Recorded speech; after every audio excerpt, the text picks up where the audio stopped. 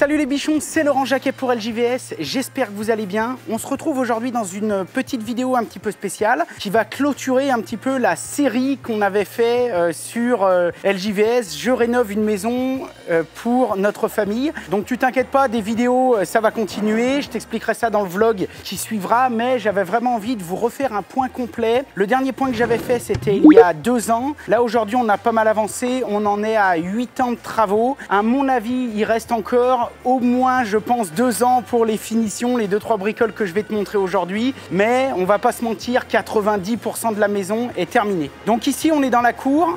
Alors, vous entendez un petit peu de bruit derrière, c'est normal, puisque j'ai des entreprises de génie civil qui sont en train de refaire toute la route devant. Donc voilà, vous m'en voudrez pas. On va commencer par quoi? Eh bien, cette cour, elle n'a pas tellement changé. Comme vous pouvez le voir, il y a toujours autant de bazar. Je me suis installé une petite table parce qu'en ce moment, vu qu'il fait très chaud, c'est mon bureau extérieur. Je sors mon ordi, je me mets là et je me cale. Donc ici, qu'est-ce qui va rester finalement à faire dans cette cour? Il va rester à faire le sol. Donc le sol de la cour, on ne peut pas le faire maintenant parce qu'avant de faire le sol, il faut qu'on refasse l'escalier. Donc pour ça, j'ai donné rendez-vous à un collègue maçon qui devrait passer là courant juillet-août pour me faire un devis pour péter cet ancien escalier et le refaire parce que je ne veux pas faire ma façade et faire ma cour sans avoir refait mon escalier. Je pense également qu'en termes de modification, la verrière, à mon avis, va virer et on va refaire peut-être un petit toit un petit peu plus sympa. Et je pense que le balcon qui est à l'étage va également dégager parce que d'une, ça fait de l'entretien en plus. De deux, j'ai pas envie tellement de le rénover parce qu'on se rend compte que derrière, il y a une salle de bain et ce balcon, on s'en sert pas. Donc, à mon avis, ce balcon, on va le virer et on mettra simplement un garde-corps devant le palier et ce sera impeccable. Bien sûr, il va rester encore toutes les façades à faire. Ça, ce sera la cerise sur le gâteau, sur la forêt noire, sur toutes les années de travaux. La façade, ce sera vraiment la dernière chose à faire. Alors, dans cette cour, on a aussi refait cette année le portail. Alors ça, franchement, c'était fabuleux parce que c'était un petit pas pour vous, mais un grand pas pour les bichons. On a gardé un ancien portail pendant des années. À l'époque, j'avais fait un portail provisoire avec Carole en disant « ouais, on va le changer dans les 2 ans ». Il a tenu 6 ans. Franchement, c'était un miracle. Des fois, il y avait des grands coups de vent. Il partait d'un côté. Il a manqué de s'arracher 2-3 fois. On a rescellé les gonds. Enfin bref, c'était temps de le changer. Donc, on a fait faire ça aussi par un maçon. On a briqueté les 2 piliers et puis on a les amis de Sons of Metallery, Julien et puis Bibi qu'on salue, qui sont venus me l'installer avec un mécanisme FAC. En étant super honnête, on en est très content. C'est un portail qui vient de chez Gérel. Je vous en avais déjà parlé, on essaiera peut-être de vous remettre un lien dans la description. Et en termes de qualité, c'est top, c'est de l'alu soudé, donc c'est pas du mécano assemblé, c'est vraiment soudé. Et c'est vraiment quelque chose qui est fait pour durer dans le temps. On a rajouté aussi une petite bavette sur le côté en caoutchouc ici parce que le portail était à 4 ou 5 cm du pilier. Et donc, quand de dehors on s'approchait et qu'on regardait, on voyait la cour. Donc on a trouvé cette solution avec les collègues pour faire quelque chose de propre, de pro, qui va tenir dans le temps, qui va durer, etc. Franchement, nickel, rien à dire et c'est déjà une bonne chose de faite. Là aussi, il va rester plus que les façades à faire, la cour. En parlant de façade, on avait passé avec Loïc la 2e couche sur le mur de derrière que je vous montrerai et il reste juste ce petit bout de façade à faire. Mais vu qu'on tourne cette vidéo en été et je pense que chez vous, c'est comme chez nous, il fait 48 degrés, enfin c'est l'horreur. Donc on va pas se taper ce bout de façade maintenant, on le fera plutôt à l'automne et donc à l'automne on crépira nous ce petit mur. Tout le reste des façades de la maison, je ne vais pas le faire moi-même, je vais le faire. D'abord parce que c'est un métier et il ne faut pas confondre crépir un petit mur sur 2 mètres de haut et faire 500 mètres carrés de façade. Les 3/4 des choses qui restent à faire en maçonnerie, les cours et tout, je pense que c'est des choses qu'on va faire, on les filmera quand même, on vous montrera tout, mais je pense qu'on va les faire pour plein de raisons. D'abord parce que nous, on a de moins en moins le temps. On est en train de faire des studios, on a beaucoup de choses à s'occuper. Moi, je suis pas mal en tournage avec la télé, donc c'est pas que je serais pas capable de le faire. Mais si demain, je me mets à démonter l'escalier et à le refaire, c'est sûr que ça va prendre 6 mois et j'ai pas envie que ça prenne 6 mois. Donc, on va faire comme tout le monde. On va mettre des sous dans la tirelire et puis quand on aura ce qu'il faut, eh bien, on entamera des travaux phase par phase. Toujours est-il que dans tous les cas, je vous tiendrai informé, je vous tiendrai au courant et je vous filmerai tout ce que je peux. Dans cette cour, on a aussi une palette qui nous a été livrée une petite palette de pavés qui nous a été livrée de chez nos amis Alkern, qu'on adore, parce que au moment de faire la serre, on s'est fait, comme vous avez dû voir sur la vidéo, on s'est fait un espèce de petit chemin. Et ce chemin, pour pas qu'il soit tout dégueu, avec Carole, on s'est dit, bah tiens, on va mettre des petits pavés, des jolis petits pavés. Le problème, c'est que les pavés ont mis du temps à arriver. Entre-temps, ma petite femme chérie a planté 10 pieds de melon sur 3 mètres, et aujourd'hui, c'est la jungle. Donc, je vais pas bousiller les pieds de melon pour mettre les pavés. Donc, la palette reste ici, et puis en automne, ou en hiver, ou juste avant le printemps, eh bien, je ferai ma petite allée. Bien sûr, ça, je vous le filmerai. Sinon, il n'y a pas grand-chose d'autre à dire dans cette cour. En étant très honnête, il n'y a pas grand-chose que je regrette pour l'instant dans l'agencement, dans l'aménagement. Et si c'était à refaire, je pense que je ne changerais pas grand-chose. L'atelier, je ne vais pas vous le remontrer parce qu'on vous l'a déjà montré plusieurs fois. Il est climatisé, chaud-froid, réversible. Et ça, c'est vraiment pas quelque chose que je regrette. Si vous avez les moyens et si vous êtes artisan ou en tout cas vous passez beaucoup de temps dans votre atelier, encore plus si vous êtes pro parce que là, bon, bah, c'est votre vie. Là, franchement, ça vaut vraiment le coup. Et moi, en étant très honnête, là, je peux pas regretter d'avoir climatisé cet atelier. Je regrette bien sûr pas d'avoir fait le préau avec les collègues, avec ces rondins, ces troncs d'arbres qui sont absolument magnifiques. Les 2 petits rajouts que j'avais fait derrière en ossature bois, on en est très content. Ça nous fait du volume de stockage en plus et surtout que quand la cour sera faite et que là il n'y aura plus de bordel, ce sera impeccable vraiment pour ranger des bagnoles. Ah tiens, si, il y a quelque chose que j'ai fait aussi, tiens, viens voir. Et je vous en avais juste partagé 2-3 images sur Insta. C'était ce petit bac à ferraille. Parce que jusqu'à présent, en fait, toute ma ferraille, elle était posée par terre, mais dormant, etc. Et un jour, je sais pas, ça m'a pris, j'avais une poignée de chute. Je voulais partager sur Insta. Si vous ne suivez pas sur Insta, allez voir. J'ai fait ça très simplement et je voulais te le montrer parce qu'alors là, pour le coup, coût de revient 0, que des chutes et temps pour le faire 1 heure. Je me suis pas pris la tête, j'ai mis des chutes de chevron, j'ai vissé, j'ai cloué de l'OSB dedans et j'ai tout balancé dedans. Franchement, c'est parfait. Alors, ça pourrait être mieux, il pourrait y avoir un rag vraiment parfait. Mais moi, pour ce que j'ai à faire, c'est impeccable. Aujourd'hui, l'atelier me sert encore tout le temps, mais il va plus me servir comme jusqu'à maintenant, puisque jusqu'à maintenant, je m'en servais vraiment pour la maison. Maintenant, il va plutôt me servir pour bricoler, pour faire du maker, pour faire plein de choses. Donc, je vais avoir besoin de beaucoup moins de matériaux, donc ça me sert plus à rien de stocker 2 tonnes d'acier, etc. Sinon, on va passer ici. Donc ici, je sais pas si tu te rappelles, c'est Greg, à l'époque, qui nous avait fait ça. Là aussi, on regrette pas, c'est une sorte de petit stockage. Alors, c'est un stockage qui nous servait avant pour la maison parce qu'on a une maison qui est assez grande et comme tu le sais, bah voilà, dès que tu rénoves, il faut toujours du bordel de partout.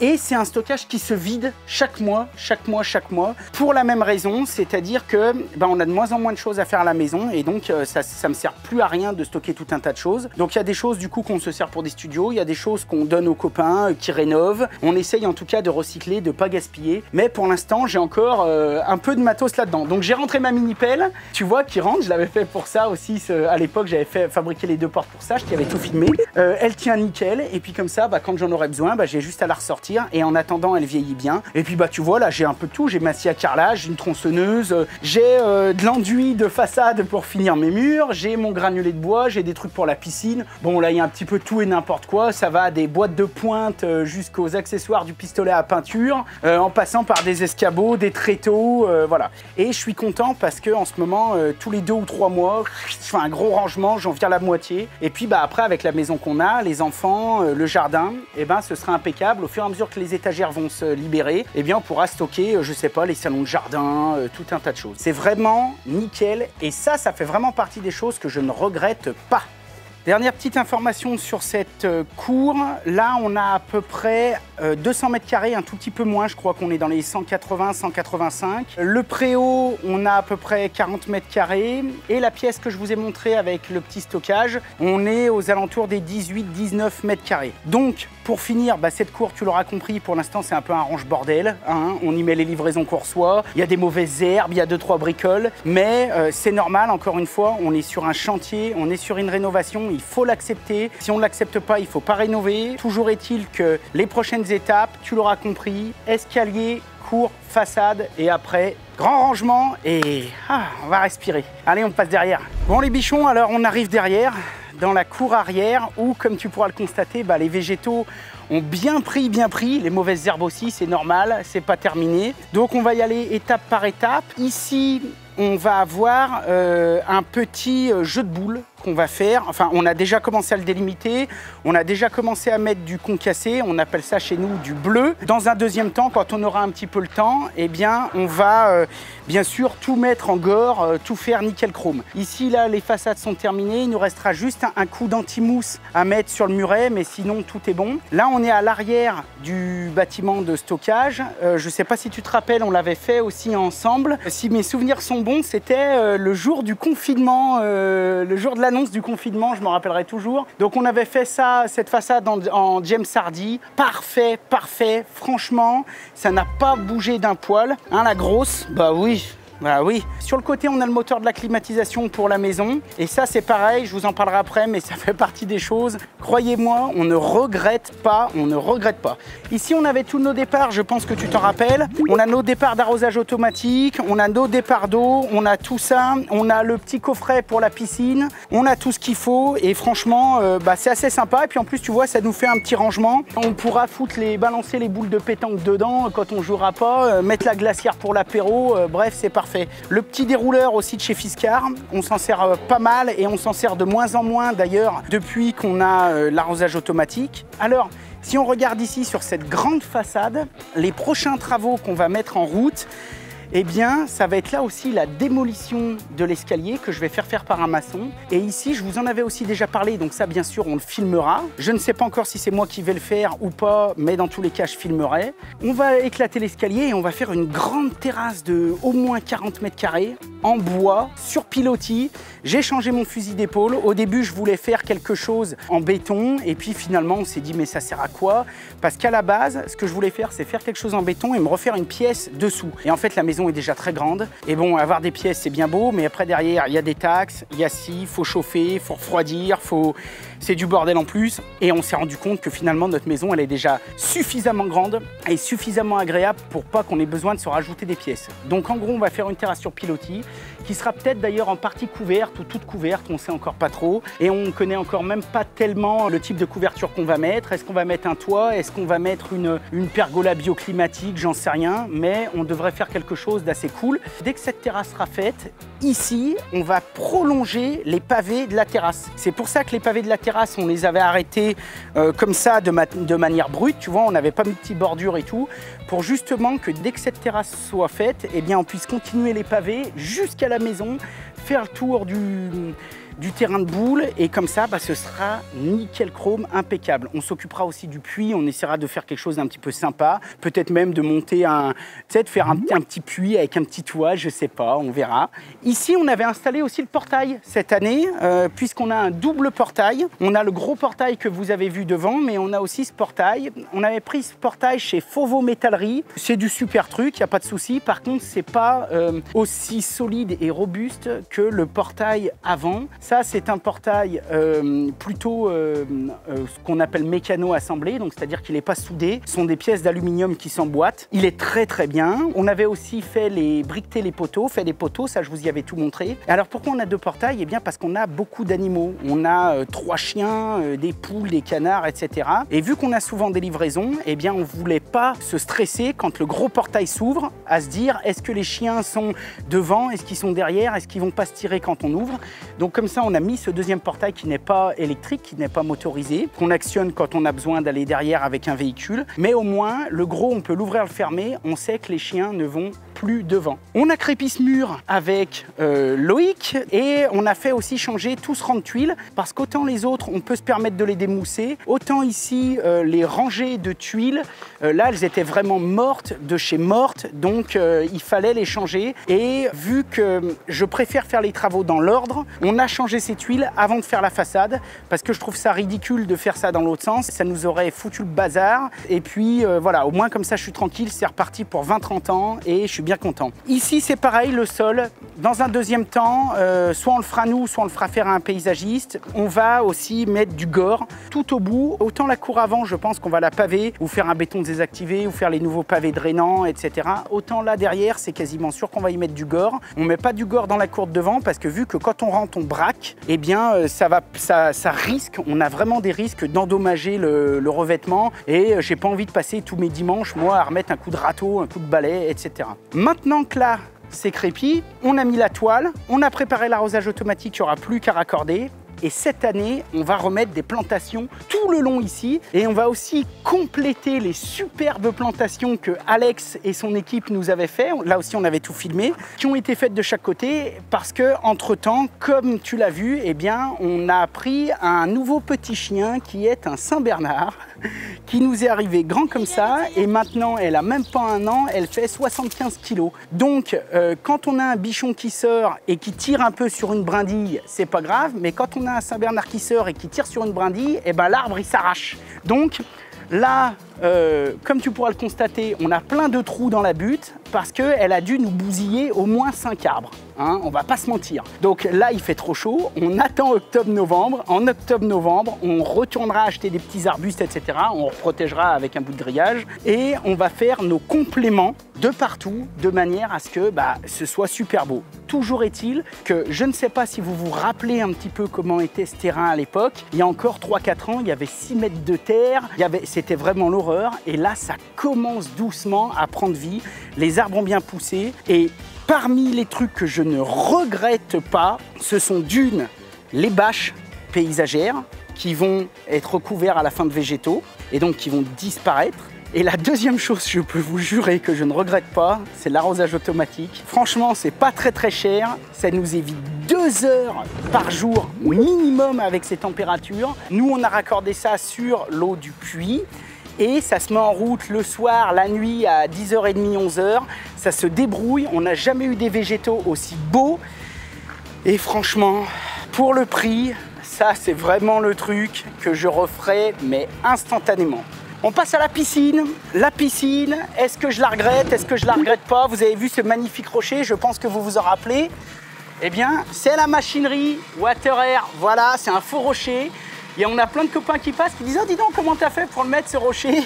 Et après, quand on leur montre ça, ils hallucinent parce que c'est vraiment bien fait. C'est un bon trompe-l'œil. Donc franchement, on en est très content. Ça n'a jamais déconné. On n'a pas de filtre à sable, on a un filtre à cartouche qui fonctionne parfaitement. On le nettoie tous les 2 mois. D'autant plus qu'on a beaucoup moins de bazar depuis qu'on a l'abri, puisque l'abri évite que toutes les saloperies, quand il y a un coup de vent, toutes les feuilles, etc. partent dans la piscine. Et alors là, franchement, jackpot. Donc l'abri, 10 sur 10, je ne le regrette pas. Il n'a pas bougé, il coulisse pareil. Ça fait maintenant un peu plus de 2 ans qu'il est installé. Il n'a jamais déconné. Et la piscine, c'est pareil. On n'a aucun souci, on en est archi content, rien n'a bougé. On l'avait installé correctement. Je pense que pour en avoir pas mal parlé avec WaterAir, 90% des SAV qu'ils ont, ce sont des malfaçons pendant la pause ou alors des gens qui ont voulu faire ça trop vite. Nous, on avait pris notre temps, je sais pas si tu t'en rappelles, à l'époque avec Martin, et rien n'a bougé, elle est parfaite. Ça y est, laisse tranquille Timothée là, parce qu'il peut pas filmer. Ça y est, viens. Donc en gros, la piscine c'est une WaterAir et l'abri c'était un abri idéal, les deux made in France. Rien à dire, c'est parfait. Les pavés qu'on avait posés, rien n'a bougé, c'est nickel, ça a bien vieilli. On a ce côté un petit peu rustique qu'on voulait. Bah oui, t'es sage. On a ce côté, couche-toi sur moi, c'est comme si j'avais un sac de 70 kilos sur les guiboles. Hein, couche-toi sur moi, je te dirai rien. Ça, c'est un chien de combat. Hein, élevé pour attaquer les gens, tu vois, vraiment dans la méchanceté de bagarre, de combat, comme vous pouvez le voir. Donc, je reviens à mes explications si ça ne te dérange pas. La terrasse n'a pas bougé d'un pet. Par contre, je ne sais pas si tu te rappelles, à l'époque, on l'avait passé au Rubio. Et le Rubio, avec les UV, etc., c'est ancré dedans. Et aujourd'hui, on n'en voit plus beaucoup la trace. Les parties qui sont sous l'abri, qui ont été rebiotées, elles sont encore un petit peu marron. Les autres commencent à griser. Ce n'est pas grave. Et encore une fois, je tenais vraiment à signaler ça, parce que des fois, je vois passer des commentaires. C'est l'occasion d'y répondre. Si vous vous rappelez bien, le gars de Rubio nous avait bien dit, parce que moi je l'ai rappelé, Anthony, que c'est un copain et je suis tellement content de son produit, je l'ai rappelé, j'ai dit tiens ton produit sur la terrasse, il n'y en a plus trop. Il m'a dit c'est normal, c'est une huile, c'est pas un saturateur, etc. Et quand on en met sur une terrasse à l'extérieur, il faut faire 2 ou 3 passages. Donc à l'époque, il m'avait dit on le fait, c'était nickel. Il m'avait dit aussi qu'il faudrait le refaire dans 1 an ou 2 ans, et puis après, et que plus on allait repasser de couches, et bien moins ça n'allait bouger puisque le bois se gorge complètement. Toujours est-il qu'on l'a pas refait cette année. Il m'a appelé, il m'a passé un coup de fil il y a pas longtemps en me disant bah tiens Lolo, qu'est-ce que tu veux faire? Tu veux qu'on en remette un coup? Je lui ai dit écoute, cette année c'est très bien, ça va bien comme ça, on le refera peut-être l'année prochaine. Mais c'est vraiment quelque chose à savoir si vous voulez mettre du Rubio en extérieur. En étant honnête, de tous les produits de finition que j'ai essayé, le Rubio, j'ai jamais rien trouvé de mieux. Mais par contre, il y a des choses à savoir. Donc si vous passez votre terrasse au Rubio et qu'elle redevient comme ça au bout d'1 an ou 2, c'est pas que le produit est mauvais, c'est normal. On avait pris aussi un robot chez WaterAir qui est le RW300. On en est super content. D'autant plus que, comme je te l'ai dit, grâce à l'abri, on s'en sert 10 fois moins. Alors l'abri, c'est pareil. Beaucoup de gens me demandent dans les questions, est-ce que ça tient pas trop chaud? Bien sûr que si. Mais si vous avez suivi toutes les vidéos que j'ai fait sur la piscine, toutes les stories que je fais, etc., vous savez que moi, j'aime me baigner quand elle est entre 28 et 32. Alors il y en a qui vont dire « Ouh là là, mais ça rafraîchit pas, et moi, il faut qu'elle soit plus froide ». Chacun fait comme il veut, mais moi j'aime bien quand je rentre dans ma piscine que ce soit de la soupe. Comme ça, j'ai pas besoin de me mouiller la nuque pendant un quart d'heure, je rentre et terminé. Le deuxième avantage de l'abri, eh bien, c'est qu'on se baigne beaucoup le soir, etc. Et d'un point de vue intimité, c'est top. On se fout dedans, on est tranquille, on se fait une petite bière avec la chérie et franchement, on est tranquille. Maintenant, les 3/4 du temps, quand on a les filles qui se baignent, quand on est vraiment sur des fortes chaleurs, etc., c'est clair et net qu'on l'ouvre complètement. Et là, on l'a refermé hier matin, mais ça faisait 10 jours qu'il était ouvert. Donc tu vois, après, ça c'est un petit peu les goûts, les couleurs. Mais moi, j'aime encore bien quand il y a l'abri. Bon, après, bah, pour le reste, tu vois, comme d'habitude, c'est le chantier. Il y a du bazar un petit peu de partout. Et on continue. Donc ici, bah, tu vois, on a acheté 2-3 petits bains de soleil, hein, c'est pas mal. Alors après, par contre, ce qui va être vraiment génial quand on aura fait la terrasse, c'est que dessous, vu que ce sera pavé, eh bien, on pourra se mettre une table, etc. à l'ombre. C'est-à-dire qu'on aura le côté terrasse au-dessus et dessous, eh bien, ça nous fera comme un deuxième petit préau pour se mettre à l'ombre, manger dehors, ça va vraiment être bien. Les arbres ont carrément poussé, l'albizia est magnifique, je reviens pas à quel point ils ont pris. C'est que vraiment la terre avait été bien préparée, les collègues ont bien bossé. Bon, après tout le reste, ça n'a pas trop changé. Au début, on voulait faire la pelouse cette année et c'est pareil, on va attendre 1 an ou 2, tout le monde nous a conseillé. Là, tu vois, on a l'impression d'être devant une cage de foot, tu sais, sur les stands, parce que c'est là que Saya aussi joue, c'est là que le Saint-Bernard joue. Donc quand elle joue ensemble avec Carole, et ben voilà, c'est la terre brûlée, elle part, elle fonce, elle tourne, elle galope, etc. Et donc bah là, la pelouse, tu peux lui dire au revoir. Donc heureusement que j'ai pas mis mon super beau gazon anglais, parce que là, ça allait servir à rien du tout. Donc on attend encore un petit peu, c'est pas grave. Et puis dans 1 an ou 2, ici, on se mettra une belle pelouse. Le potager en carré ou en rectangle que je vous avais tout filmé n'a pas bougé. C'est magnifique. De temps en temps, j'y mets un petit coup de rotophile entre les bordures. On a des haricots à plus savoir qu'en faire. Regarde-moi cette planche de haricots. Ça, ce n'est pas des haricots, c'est une mauvaise herbe. Mais regarde ça, il y en a de partout. On a des concombres, on a des poivrons. Ici, on a du céleri, on a de la ciboulette, des pastèques, des petits melons, regarde. Hop, un petit melon, c'est pas trop mignon. On a, bah là, ça, ici, c'est les pastèques. Alors là aussi, c'est le problème du Saint-Bernard. On en avait 4 ou 5 et elle croit que c'est des ballons. Donc nous, le soir, avec ma femme, on se dit « Oh, dis donc, celle-là, on va bientôt pouvoir la manger. » Et 1 heure après, on dit « Mais elle est où ?» Et hop, bah, elle est partie avec la chienne quelque part, qui l'a arrachée et qui a tout bouffé. En étant honnête, on fait ce qu'on peut. Et là, je dois dire absolument big up et chapeau à ma petite femme parce qu'elle s'en occupe beaucoup. Il y a plein de mauvaises herbes, mais voilà, certains vont dire c'est de la permaculture. Nous, on va dire qu'on fait juste de notre mieux en fonction du temps qu'on a. Et en tout cas, bah, on mange des fruits, des légumes tous les jours grâce à ce potager. Et franchement, c'est génial. Le bois que j'avais mis, c'était du Douglas de 45 mm d'épais que j'avais pris à la scierie par 250 de haut. Ça n'a pas bronché. J'ai descendu l'arrosage automatique dans tous les bacs et ça aussi, c'est une tuerie atomique. Regarde, on a des petits bourdons. Voilà, et on avait un deuxième. Enfin bon, c'est génial, c'est génial. Moi, je viens ici souvent pour me ressourcer et c'est vrai que ça, c'est plus le coin de ma femme. Mais quand j'ai passé une grosse journée ou le matin pour boire le café, je viens là, je suis dans la nature, c'est génial. Là, on a donc nos 2 carrés de fraises, tu vois, immenses. T'imagines bien là, la quantité de fraises que ça fait. Tiens, regarde, il y en a peut-être une là. Regarde, tiens, goûte-en une. Tu vas me dire. Ah non mais sans rire. Ouais, très bonne. Hein. C'est de la balle. Donc 2 rangées de fraises et puis là on a mis un petit framboisier. Moi j'aime pas trop les framboises mais c'est pour les filles, elles adorent. Donc voilà, 2 rangées de fraises, voilà un petit peu pour le potager. Alors tu vois, je sais pas si tu te rappelles à l'époque, quand on avait fait cette structure, bah, c'était pour faire grimper les plantes, les fleurs. Comme tu peux voir, elles grimpent. Bon après cette année il y a la canicule tous les jours donc c'est pas comme l'année dernière. Mais surtout c'était aussi pour faire passer tous mes arrosages automatiques. Tous les arrosages automatiques passent par là-haut et vont redescendre. Donc même là au pied du magnolia qui a aussi bien grossi, eh bien, on a une petite buse d'arrosage automatique qui, la nuit, balance un petit peu d'eau à l'arbre. Et bon, donc, du coup, bah, toute cette petite famille se porte bien. Avant de faire le poulailler, je vais quand même vous montrer la serre. Parce que vous, les dernières images de la serre que vous avez vues, c'est au moment où on l'a construit. Et là, tu vas comprendre pourquoi j'ai pas mis les pavés tout de suite et pourquoi il va falloir les mettre après. Parce que mon grand-père avait une serre et il avait une serre de 50 ou 60 mètres carrés. Et sur 50 ou 60 mètres carrés, il mettait 5-6 pieds de melon. Carole, elle, je lui ai fait une serre. Alors, elle est super, elle a la main verte, c'est parfait. Mais Carole, je lui ai fait une serre sur 3,50 mètres de long. Elle a dû mettre 12 pieds de melon. Donc, je t'explique pas, c'est plus une serre, c'est une jungle. On pourrait y foutre des perroquets dedans, je te dis, il serait bien. Tiens, regarde, je vais te montrer. Alors là, c'est pareil, elle est fermée, je vais l'ouvrir parce qu'elle n'a pas dû penser à l'ouvrir ce matin. Et tu vois, devant, il y a des poubelles. Pourquoi? Parce que quand tu as un Saint-Bernard, eh ben, c'est un bulldozer. Donc, elle rentre dedans et c'est la terre brûlée. Donc, on met ça. Donc là, je vais l'ouvrir là parce qu'il fait... Wow. Ah non, là, c'est pas possible.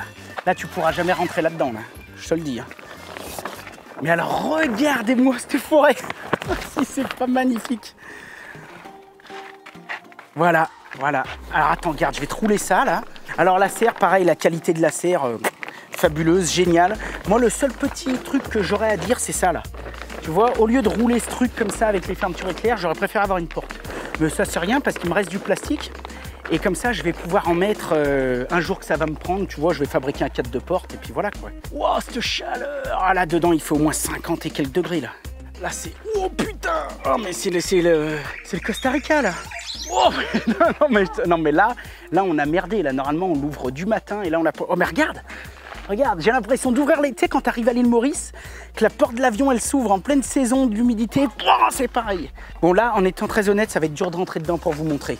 Ce que je peux te dire, c'est que là-dedans, on a plus de 30 melons répartis de partout. Et regarde, on marche dessus. Regarde, melon. Regarde, melon. Regarde là, le gros. Regarde là, regarde-moi ça. Regarde ça, si c'est beau. On en a là derrière qui sont pendus. Parce que oui, elle en a mis tellement qu'on a été obligé de les faire grimper. Regarde! Regarde ça, si c'est pas beau. Il y en a de partout. Et de l'autre côté, on a les tomates. Alors les tomates, on les a mis vachement tard. Et donc du coup, bah, on va en avoir des kilos et des kilos. Par contre, elles sont encore pas rouges. Voilà. Donc on attend, elles ne rougissent pas. Là, il y a tout l'arrosage automatique, secondaire. Attends, je sors. Parce que là, c'est un sauna, là. Ah, putain, c'est dingue. Tu iras me faire un plan de coupe au fond, là-bas. Donc, en gros, l'arrosage automatique qui est là-bas balance une ouverture d'eau. L'ouverture d'eau vient ici. Et après, ici, on a un deuxième programmateur à pile qui, lui, balance de partout. Et maintenant que vous avez vu ça... Ah oui, au fond, il y a aussi ma petite truc que j'avais fabriquée. Tu vois, là, la petite table à semis à rempotage. Tu iras faire un plan de coupe en gros plan, là-bas. Hein? Et on arrive... Oui, oh. Et on arrive au poulailler.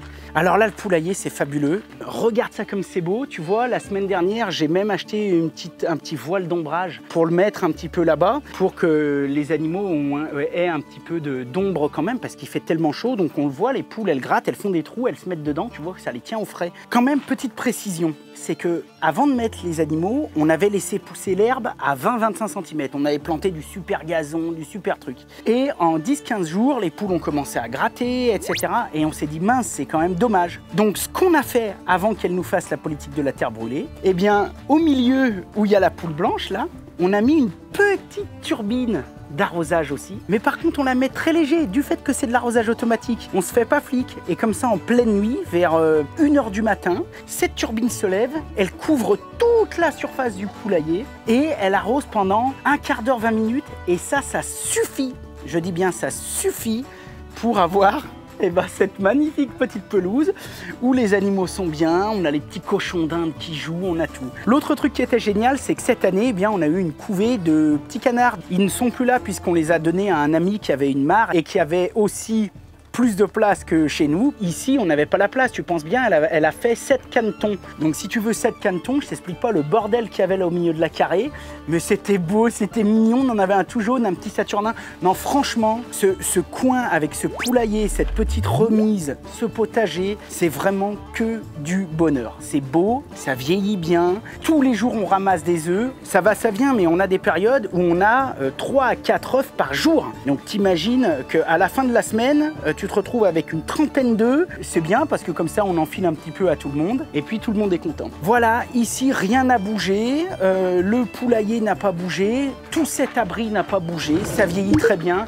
Alors si, là, il y a une connerie quand même que j'ai faite. Je ne sais pas si je vais le faire. Enfin, je vais certainement le faire, mais quand j'arrive pas à trouver le temps. J'avais acheté des chéneaux. J'avais acheté des gouttières en zinc. Elles sont là.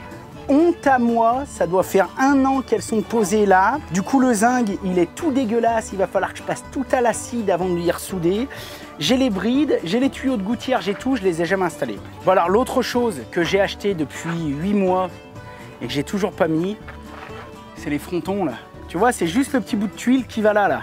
Je l'ai acheté, il est là et je l'ai encore pas mis. Sinon, dans les trucs sur lesquels je suis archi content, mais archi content, et je peux dire parce que j'ai eu du terrain toute ma vie. Et quand je suis passé au rotofil électrique et à la tondeuse électrique, je me suis dit franchement, qu'est-ce que c'est cette daube? Moi, j'étais encore essence, mélange, entretien dans les motocultures, etc. Franchement, ça fait 1 an et demi que je me sers du rotofil électrique de Metabo, du petit souffleur à batterie de Metabo, enfin rotofil à batterie, de la tondeuse Makita qu'on vous avait testé en pause café. C'est génial, de chez génial, de chez génial. C'est facile. Ma tondeuse thermique, mon rotofil thermique, je les ai vendus 10 jours après que j'ai eu ça. Pour te dire, je n'y reviendrai jamais. Pas d'entretien, pas de bruit, pas d'odeur à la con, pas être obligé d'aller chercher de l'essence, pas être obligé de se dire merde, la bougie, gna gna gni. Je fous les batteries, même quand ça fait 1 an qu'elle n'a pas tourné, j'appuie sur le bouton, jetons.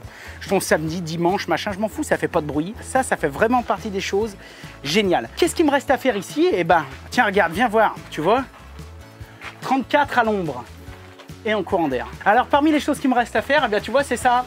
On a tiré un fil électrique pour mettre un petit interrupteur et un petit un truc à LED, là une réglette à LED, un peu pour l'hiver et pour l'intersaison, parce que là ça va, il fait nuit à 10 h du soir, mais quand l'hiver à 17 h il fait nuit et que ça se lève pas avant 8 h et quelques, nous on est déjà au boulot, ou alors on n'est pas rentré le soir avant qu'il fasse nuit, et donc ça c'est quand même vraiment bien d'avoir une petite réglette. Donc là on a prévu le coup, c'est quelque chose qu'on va faire. Si je voulais continuer, pareil, le compost absolument génial, on n'a pas trop pu s'en servir d'une autre. Pour l'instant on va commencer à s'en servir en octobre parce qu'il n'était pas assez vieux. On a 2 bacs qu'on laisse un petit peu pourrir l'un après l'autre.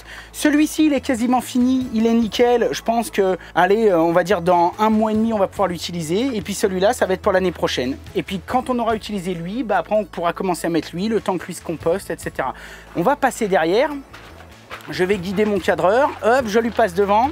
Alors là, c'est pareil. Bon, la peinture n'a pas bougé. Bon, après, ça reste du bois qui est peint. Donc, de temps en temps, tous les 4-5 ans, il faudrait qu'on y remette un petit coup. Et bon, là, c'est pareil, mauvaise herbe et compagnie, qu'on va solutionner ça quand on aura mis le gore. Et puis après, au fur et à mesure, on grattera un petit peu. J'ai toujours ma benne, comme vous pouvez voir. Ça fait depuis les travaux que j'ai ma benne. Franchement, si vous vous rénovez, que vous avez de la place, c'est le premier truc qu'il faut mettre. Ça me fait gagner un temps de dingue. Moi, je paye un petit peu plus cher parce que j'ai demandé une DIB. C'est-à-dire que je mets tout dedans, enfin sauf de l'amiante, etc. Mais j'en ai pas ici. Mais je mets tout dedans et après ce sont eux qui trient, qui se débrouillent de tout. Donc ça me coûte plus cher mais ça m'évite de trier. Et quand tu es dans les dynamiques de travaux, des fois tu n'as pas trop le temps de tout faire. Ici, ben, on a toujours le bout de terrain. Alors dans ce bout de terrain, à l'époque, il y a 1 an ou 2, eh bien, on avait fait un autre bout de jardin où on mettait des pommes de terre nouvelles, etc. Cette année, on n'en a pas mis. On n'avait pas le temps, mais on a toujours ce petit bout de terrain derrière. Et donc là, pareil, on voit bien que la haie la haie de Charmy pousse parfaitement bien. Alors là, c'est important aussi de le voir. Ça, je vous donne un truc et astuce. Quand vous achetez des arbres, si possible, achetez-les racines nues. Alors bien sûr, c'est entre octobre et fin février, etc. hein. Mais ne les prenez pas en conteneur. Ça, c'est une charmille en conteneur. En conteneur, donc c'est-à-dire qu'on l'achète, elle est dans un pot. Ça, c'est la même plantée au même moment en racines nues. Bon, je crois qu'il n'y a pas besoin de faire de dessin. Celle-ci fait 4 fois cette taille. Alors, il n'y a pas d'inquiétude à avoir. Au bout d'un an ou deux, ça va s'harmoniser. On commencera à tailler un petit peu celle-ci avant de tailler les autres. Mais c'est quand même quelque chose à savoir. Et là aussi, j'ai mis le petit arrosage automatique qui, pendant une demi-heure toutes les nuits, goûte un peu. Et ben voilà, c'est magnifique, c'est impeccable. Même l'année dernière, elles n'ont pas été aussi belles. Qu'est-ce qu'on va faire ici? Ça fait partie des choses aussi qu'on va vous filmer. D'abord, la première chose, dans cet angle-là, on va faire un carport. Ça fait des années que j'y pense. La preuve, c'est que j'avais même à l'époque terrassé et mis un sol en cailloux parce que je savais déjà à l'époque que j'allais le faire. Ici, on va faire un carport. Pourquoi? Eh bien, pour ranger éventuellement la mini-pelle, la bétonnière, tout le merdier qu'il y a dehors, ma remorque qui prend l'eau ici, tout un tas de trucs. On va pas faire quelque chose de très gros. Je pense pareil, 20 mètres carrés, 5 mètres par 4 ou 6 mètres par 3,50, tu vois. On va pas le faire monter très haut non plus, mais c'est vraiment quelque chose qu'on a envie de faire. Je sais pas si un jour, on a un autre véhicule ou quoi que ce soit qu'on veut mettre à l'abri, on pourra, et comme ça, ce sera nickel. Et pour finir avec ce carré, à la base, on voulait faire 2 chalets. Pourquoi 2 petits chalets? Eh bien parce qu'on a beaucoup de familles et cette famille est un petit peu loin. Et nous, on adore quand ils viennent et qu'ils passent 10-15 jours chez nous, etc. Et quand on a du monde plein la maison, même si on a une chambre d'amis, bah, ça peut être toujours bien d'avoir un petit pied à terre à côté. Moi, j'en avais un chez mes parents quand j'étais gamin, c'était génial. Les filles peuvent venir là. Enfin bref, on peut recevoir du monde, des amis, un collègue youtubeur qui traverse la France. On passe 3 jours ensemble, ils peuvent être là. Du coup, on a décidé de pas en mettre 2, on va en mettre qu'un, pas très grand, quelque chose de tout simple. Je pense qu'on dépassera peut-être pas les 20 mètres carrés. Vraiment quelque chose de tout standard, par contre quand même joli, qui a de la gueule et qui dure dans le temps, parce que faire et défaire, tu vois ce que je veux dire, c'est pas trop mon truc. Et pas cher coûte cher, donc c'est sûr que je vais pas aller acheter un petit truc tout fait qui au bout de 5 ans va commencer à plier de l'aile. Et voilà, et autour, eh bien je pense qu'on va mettre des arbres. Pas des arbustes, des arbres. D'abord parce qu'on adore ça avec Carole. Ensuite parce que comme ça va finir de nous fermer un petit peu d'un point de vue vis-à-vis. Et puis surtout parce qu'il n'y a rien de mieux par ces chaleurs pour nous, pour les animaux, d'avoir un joli petit coin comme une espèce de mini forêt, etc. Donc ça c'est pareil, je pense qu'on va s'en occuper cet automne ou début ou fin d'hiver l'année prochaine. Donc juste pour rappel, on a en tout, on a 1500 mètres carrés de terrain, ce qui est pas mal. Alors c'est pas énorme. Quand tu habites à la campagne et que tu viens de la campagne, moi j'ai grandi sur des terrains qui faisaient entre 3 et 5000 mètres carrés et j'ai des amis qui ont 1 hectare. Nous on a 1500 mètres carrés, il est tout en longueur, il est très bien ce terrain parce que ça reste bien à entretenir. Je voulais quand même te donner cette info pour que toi, si tu veux faire un achat ou construire, eh bien tu te rendes un petit peu compte de ce que c'est qu'une taille de terrain de 1500 mètres carrés. Bon les bichons, pour conclure sur les extérieurs, comme tu t'en doutes, oui bien sûr c'est une vidéo qui va être longue, hein, donc on t'a mis un sommaire dans la description. On va finir ici avec nos 3 fruitiers. On avait plein de poires qui ont malheureusement été bouffées par les oiseaux, enfin malheureusement ou heureusement c'est pas grave. L'avantage de les avoir mis dans le poulailler, c'est quand on a des fruits pourris ou quoi que ce soit qui tombent, bah c'est pas perdu puisque les poules s'en occupent et derrière elles nous font des œufs de folie. On a un figuier aussi qui a bien pris, qui avait été bouffé un peu par les cochons d'Inde et finalement maintenant il fait plus d'1 mètre, il a bien pris. Et on a surtout aussi le pêcher. Alors là cette année on s'est régalé et franchement c'est la 2e année. J'aurais jamais pensé qu'ils deviennent si gros en 2 ans et j'aurais jamais pensé qu'ils nous donnent des fruits dès la 2e année. Mais alors là des pêches, on a dû en manger une dizaine cette année, succulentes, impeccables, ramassées au bon moment et franchement c'est nickel. Je pense que c'est toujours pareil, un petit peu d'arrosage ça le fait, chaud, de la chaleur, franchement impeccable. Ça me fait marrer parce que on n'arrive plus maintenant à distinguer les canards mandarins mâles de la femelle puisqu'il y a eu la saison des amours, la femelle a eu des petits et donc le canard mâle a perdu complètement ses couleurs qu'il va retrouver cette année au mois de novembre. Mais pour l'instant, on est incapable quasiment de distinguer le mâle de la femelle qui se ressemblent complètement. Donc si je devais trouver des choses à redire sur ce que j'ai fait, eh bien c'est pareil, j'ai envie de vous dire en étant très honnête, honnêtement il n'y a pas grand chose que je referais différemment. Mon abri, j'en suis archi content, le poulailler, j'en suis archi content, l'enclos du poulailler, j'en suis archi content, la serre, malgré le fait que je voulais la faire moi-même, eh bien celle-ci j'en suis archi content. L'arrosage automatique, ça fait vraiment partie des choses que je referais tout de suite si c'était à refaire. C'est pas des postes très chers et ça sauve la vie. Et puis après, c'est pareil. Bon, bah, si vous avez que ça à faire d'arroser, c'est bien. Mais si vous avez des vies un petit peu actives comme nous, bah, ça nous fait gagner 2 heures par jour. Donc 2 heures par jour sur 2 mois et demi d'arrosage intensif, bah, tu calcules. C'est énorme. On gagne littéralement des semaines entières à faire autre chose au lieu d'arroser. On peut vraiment se concentrer sur la récolte des légumes, sur l'entretien du jardin, sur remettre un coup de peinture à droite à gauche et on peut en profiter sans s'embêter. Du côté de la piscine, je regrette rien. Peut-être le seul petit point, si c'était à refaire que je referais, j'espacerais peut-être un tout petit peu plus mes rectangles potagers parce que j'arrive à passer avec mon rotophile sans aucun problème, mais ma tondeuse ne passe pas en largeur et même si elle passe en largeur, j'arrive pas à braquer quand j'arrive au bout de la ligne. Mis à part ça, en étant honnête sur ces extérieurs, c'est encore pas fini, il reste la cour à faire, la façade, la terrasse, le jeu de boules. Mis à part ça, franchement, je regrette pas grand chose. Par contre, j'ai hâte de revoir la tête de ce terrain dans quelques années, quand tous les arbres auront grandi, quand on aura la haie, quand on... Là, par contre, je pense que ça va vraiment être archi génial. Bon, allez, on passe à la maison. Bon, les bichons, maintenant, on va rentrer à la maison. On va rentrer par le bas. Je ne vais pas vous faire voir toutes les pièces parce qu'il y a beaucoup de pièces qui n'ont pas changé. Mais au moins, je vais pouvoir vous parler de 2-3 bricoles. Bon, alors... Commençons par le couloir qui n'a pas beaucoup évolué comme tu peux le voir. Si c'était à refaire, je referais exactement la même chose, c'est pareil, c'est nickel. Il va me rester à faire dans ce couloir, bah, toujours pareil, jointer un petit peu les rosaces qui sont ici. Et après, ce sera fini, 2-3 petites bricoles, 2-3 petites finitions. Ici, on arrive dans la cave. Donc là, dans la cave, c'est toujours une pièce pour l'instant qui nous sert de stockage et un petit peu une pièce qui nous sert à tout faire. On boit le café, tiens d'ailleurs, tu vois, hop, je voulais m'en faire couler un. On boit le café, on reçoit les collègues, on discute, etc. Bref, c'est un petit peu notre quartier général. Ça fait vraiment partie des prochaines pièces que je vais faire. C'est-à-dire que l'intérieur de la maison est fini à 99%. Maintenant, il reste vraiment cette pièce qui est encore dans son jus et qui n'a pas bougé depuis 5-6 ans. Donc la prochaine étape, bien sûr, je vous montrerai tout. Ça va être de transformer cette pièce en une super cave. Quand c'est que je le ferai, je sais pas, peut-être début d'année prochaine ou peut-être cet hiver. Donc vraiment de tout virer. Je pense que là, je vais faire un bar avec peut-être des bouteilles et des supports doseurs, etc.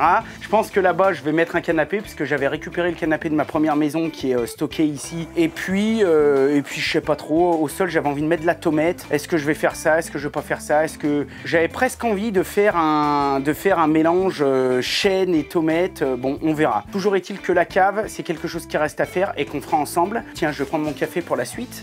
J'avais mis aussi les vitres là-dessus que je t'avais montré sur Insta et tout. Les vitres sur la verrière, pareil, qu'on avait gravé avec un pochoir et puis passé à l'aérogommeuse. Franchement, c'est super beau. Donc ici, putain, la grosse, elle est toujours là où il faut pas. Le WC n'a pas bougé, je regrette rien. Pour ainsi dire dans le WC. Tout ce qui est cellier, chaufferie, je te l'ai déjà montré la dernière fois, je vais pouvoir te la remontrer. Donc là, maintenant qu'on a notre cuisine là-haut, bah, c'est devenu un peu une cuisine d'été. On a congèle, on a frigo, on a 2-3 bricoles pour cuisiner quand on a un petit peu de monde. J'ai ici mon gros piano qui est encombré parce qu'on a commandé des écrans pour les gars qui sont stockés ici. La chaufferie n'a pas bougé. Si c'était à refaire, franchement, je pense que je changerais pas grand-chose. Par contre, je me poserais quand même la question, même si ça va surprendre certains et j'en entends déjà lever les mains au ciel, je me poserais peut-être la question de la faire en multicouche. Parce que maintenant, avec les raccords à sertir, avec la fiabilité que ça a et tout, ce serait peut-être pas mal. Je pense pas que ce soit aussi beau qu'en cuivre, mais si c'était à refaire, je la ferais peut-être en multicouche. Bon, toujours est-il que sinon, elle est nickel, j'en suis très content. On verra,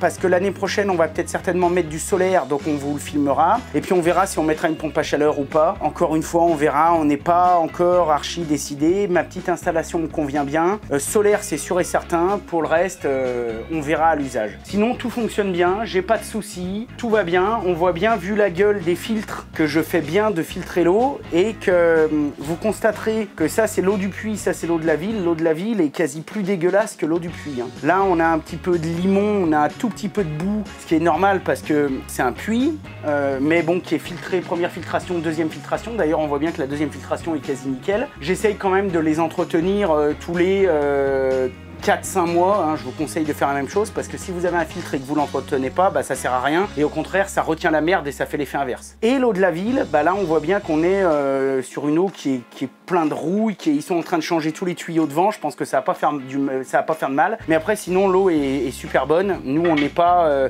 en région parisienne et c'est vrai qu'on a la chance d'avoir une eau qui est plutôt nickel chez nous, donc on peut la boire directement au robinet.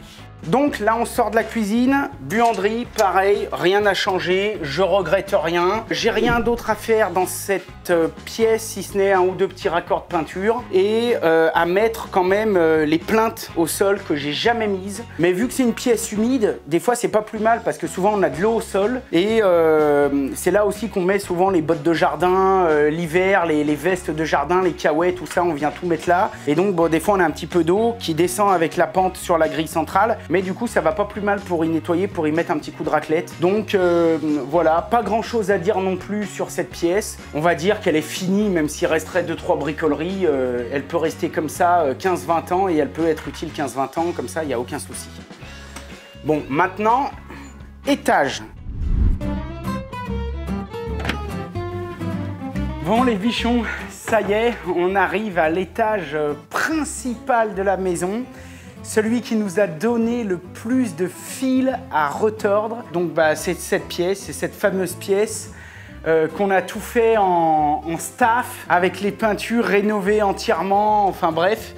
Donc cette pièce, là, ce qu'il faut savoir dans la maison, c'est qu'on a, comme je vous l'avais déjà dit dans la première vidéo, on a un petit peu moins de 80 mètres carrés par étage, donc vous calculerez. Alors là, qu'est-ce qu'on a fait? J'ai toujours pas rénové mon piano. Il manque 2-3 petites boiseries, 2-3 petites moulures qu'il faudra que je retape. Et puis après, on verra bien un petit peu comment ça se fera. Pour l'instant, c'est pas grave. Ça ne vous empêche pas d'en jouer un petit peu de temps en temps. L'escalier a été entièrement refait. C'est une des dernières pièces qu'on a fait de cette maison. Alors là, par contre, en étant très honnête, si je peux vous donner un conseil, c'est vraiment de ne pas faire comme nous on a fait.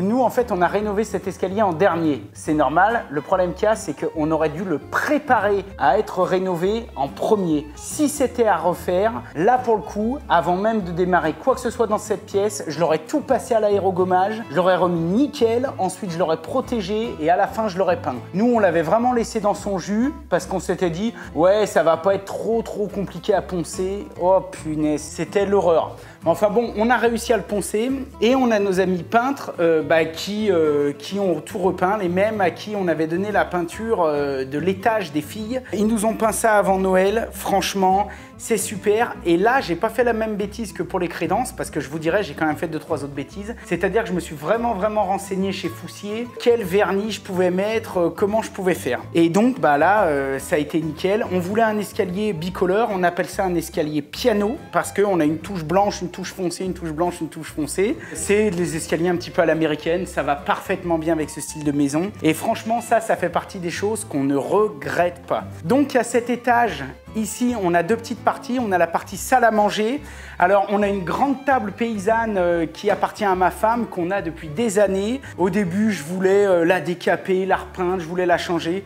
Et en fait, on s'est dit, c'est trop dommage. C'est une vraie table d'artisan, d'ébéniste, qui a peut-être déjà 30 ans. Ma femme, elle tient ça de je sais pas qui. Et en fait, elle est trop bien, donc on a voulu la garder. Au début, on n'arrêtait pas de la fermer, tu sais, parce que c'est une table avec des rallonges et tout. Et en fait, comme je te l'ai déjà dit plusieurs fois, nous, on a une grande famille. Et à chaque fois, on se faisait flic à tirer les rallonges, à les défaire. Donc du coup, on a décidé de la laisser ouverte. Donc comme ça, elle est tout le temps ouverte. Elle est très grande. Pour vous donner un ordre d'idée, elle doit faire un peu plus de 3 mètres par 1,10 m à peu près. Ici, on a la partie salon. Donc là, la partie salon, il n'y a rien de bien concret.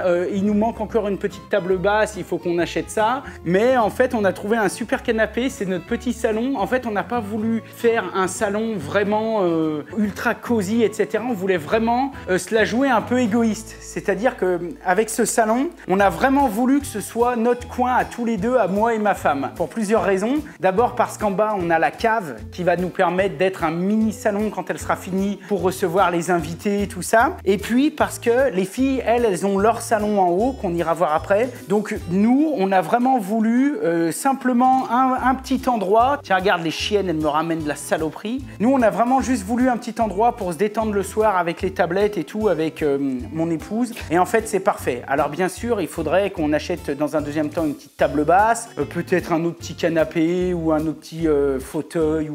Mais pour l'instant, franchement, ça va très très bien. On a pris un canapé, je sais même plus où c'est qu'on l'a acheté. Enfin, il y avait un truc en promo, mais c'était très bien. Tu sais, c'est les canapés qui se relèvent là, un peu détente. Donc c'est impeccable. Et on n'a pas de petite table basse, mais on a ça. Voilà, pour quand on est en amoureux. Tadam! C'est plutôt badass, on peut se mettre le soir notre petite tisane de vieux ou notre petite bière quand on boit l'apéro ici. Et c'est génial. Voilà, ça c'est un petit peu notre côté salon. C'est le côté où on se met le soir un petit peu pour se reposer. Ça, c'est le côté recto ou verso, vous le prendrez comme vous voulez, qu'on a en face du canapé. Donc là, on a une petite bibliothèque avec les vaisseliers où on a pas mal de trucs dedans. Là, pareil, les tiroirs. Tout ça, ça fait vraiment partie des choses que je regrette pas. Tous les caissons de cuisine, les vaisseliers, on a pris ça chez Foussier, chez nos amis de chez Foussier. Vous le savez puisque je vous en avais parlé pendant la vidéo. Mais vraiment, on le regrette pas pour la simple et bonne raison, c'est qu'ils nous ont tout fait en sur-mesure. C'est-à-dire, par exemple, pour les vaisseliers, on a pris les caissons chez eux qu'on a habillés, tu vois, mais on leur a dit on veut des épaisseurs de cadre de vaisselier de 5 cm avec une petite moulure, avec une autre petite moulure. Ils nous ont fait vraiment ça, du sur-mesure nickel. Elles sont arrivées sans vitre. Donc après, j'ai appelé mon petit vitrier et qui m'a fait les vitres. Et puis derrière, on fait des parts closes. On a fait des parts closes en sachant que ce n'est pas des petits carreaux. C'est une imitation, mais derrière, c'est bien qu'une seule et même vitre. C'est pas 10 petites vitres. Ici, on se retrouve du côté du poêle à granules. Alors là aussi, ça fait partie des choses qu'on ne regrette pas. On voulait avoir un petit poêle d'appoint. D'abord, pour éviter de remettre le chauffage en intersaison, ça nous permet d'arrêter le chauffage central un petit peu plus tôt. Et puis si un petit coup de frais, on fait une petite flambée. Et puis ça nous permet de le démarrer un petit peu plus tard. Et même topo, on fait une petite flambée quand il y a un petit coup de frais. Pourquoi j'ai pris un poêle à granulés et j'ai pas pris un poêle à bois? Pendant toute ma vie, dans mes autres maisons, j'ai eu des poêles à bois ou des cheminées. Déjà, c'est compliqué quand tu as des enfants de leur dire allumez la cheminée, faites ci, faites ça, alors que là, même quand on part des fois un week-end avec ma femme, si elle est filles ici, elles appuient sur un bouton pour l'allumer, elles rappuient pour l'éteindre, ça se débrouille, elles n'ont rien d'autre à s'occuper, donc déjà pour nous c'est un petit peu tranquillisant. Ensuite, eh bien pour l'entretien et tout quoi. Moi je me rappelle, on a tous connu peut-être qu'il y a des bichons qui vont regarder cette vidéo et qui se chauffent au bois. Moi je sais que j'ai fait ça pendant une période de ma vie. Aujourd'hui, franchement, ça me prend la tête. J'avais le vendeur de bois qui reculait dans ma cour, qui me versait 3 stères. Enfin, j'avais des tonnes de bois dans la cour. Je mettais 4 week-ends à ranger ça. Faut vraiment avoir que ça à foutre. Ça me prenait la tête. C'était chiant. Fallait que j'attende que ça sèche. Quand il me livrait du bois sec, fallait que je me dise ah mais attends, avant de brûler celui-là, faut que je brûle l'autre bois d'avant, etc. Enfin, je trouve que c'est génial quand on n'a pas le choix ou quoi que ce soit. Mais là, pour ça, le granule, j'ouvre ici, on ouvre le couvercle, on verse un sac, ça tombe dedans. Le sac, nous, vu que c'est un appoint, il nous dure 2 jours. Donc on n'a pas de problème avec ça. Et puis l'autre avantage, c'est la cendre. Quand j'avais ma cheminée, tous les jours, je vidais un seau de cendre, une brouette de cendre. Là, on fait l'entretien une fois par semaine. En une semaine, on enlève l'équivalent de 2 bols de cendre qu'on prend, qu'on va verser dans le jardin. Donc c'est beaucoup plus pratique. Après, comme tout, ça a ses avantages et ses inconvénients. Les avantages, je vous l'ai dit. Les inconvénients, c'est que c'est quelque chose qui fonctionne quand même avec un minimum d'électricité pour l'électronique. Donc c'est moins fiable qu'un poêle à bois. Quand il y a une coupure de jus, le poêle il s'éteint et terminé. Moi, ce genre de point, je m'en fous puisque pour moi, ce poêle, il ne sert uniquement d'appoint. Et d'ailleurs, il est beaucoup trop gros pour notre maison puisque l'ensemble de la maison a été tellement bien isolé, tellement bien conçu dans le mode de chauffage, etc. Ça, j'en avais déjà beaucoup parlé dans la première vidéo où je vous ai fait le tour, donc je ne vais pas trop m'y attarder. Mais il a été tellement bien conçu que l'ensemble de la maison consomme environ 12 kW pour une maison qui est très grande. Et là, le poêle à lui tout seul, il en fait presque 17. Je crois qu'il fait 15 et quelques, enfin, ou un peu plus de 16. En fait, il doit avoir 3-4 positions de puissance. On est toujours resté sur la position 1 et il s'autorégule. L'avantage, c'est que dans toute la maison à cet étage, on a mis des robinets thermostatiques, des robinets de radiateurs thermostatiques. Ça veut dire quoi? Ça veut dire que même quand il y a le chauffage central, qui est le top du top en confort, on est bien d'accord, moi quand j'étais plombier chauffagiste, certains clients me disaient on veut enlever le chauffage central, on veut mettre ça à la plage. Je leur disais surtout pas. Le chauffage central, il n'y a rien de mieux. C'est un radiateur par pièce ou un plancher chauffant, ça vous fait une chaleur uniforme. Ça, pour moi, c'est un super bon appoint. Je ne suis pas en train de dire que vous ne pourriez pas chauffer votre maison avec ça. Ce serait très bien pour chauffer votre maison, mais pour moi, ça ne remplace pas un chauffage central. Parole de chauffagiste. Donc ça, par contre, c'est impeccable pour faire de l'appoint. Quand on a du monde l'hiver, on fait une raclette ou quoi que ce soit, on veut voir un petit peu la flamme, tu sais, quand il neige dehors, c'est toujours un peu cool. Eh bien, dès que lui va se mettre en route, il va souffler de l'air chaud, il ne fait pas tellement de bruit et la ventilation n'est pas désagréable, on ne ressent pas un gros flux d'air. Il va souffler de l'air chaud, cet air chaud va être détecté par les têtes thermostatiques, les têtes thermostatiques se ferment et donc économie de chauffage. Voilà pour ce côté. Là, on arrive dans ma pièce préférée, vous vous en doutez, la cuisine. Avec la petite cloche offerte par belle maman, merci, on l'adore. Ça nous sert à appeler les filles à l'étage pour leur dire on mange ou pour leur dire bougez-vous les fesses et venez mettre la table ou venez débarrasser. Donc la cuisine, pareil, vaisselier, super. On a mis nos petits verres, on a mis nos petites tasses, on a mis tout ça. Là ici on a les couverts, on a bon. C'est classique, hein, c'est comme dans une maison standard. En dessous, on a les assiettes, on a 2-3 plats, etc. On arrive à cette partie, donc vraiment la partie cuisine. Donc on va dire, tu vois, ça c'est vraiment la partie pour mettre la table. Ça c'est la partie cuisine. Alors ici, tu vois, on a toujours une niche qui est vide parce que on voulait se payer un robot café. Tu sais, une machine à café, robot café, pour l'encastrer ici. C'est très cher, mais enfin, c'est très cher. Est-ce qu'une Porsche à 150 000 balles, c'est cher ? J'en sais rien, moi, peut-être pas. Peut-être que si un artisan faisait la liste de toutes les pièces, de toute la main-d'œuvre, à la fin, il arrivera à 150 000.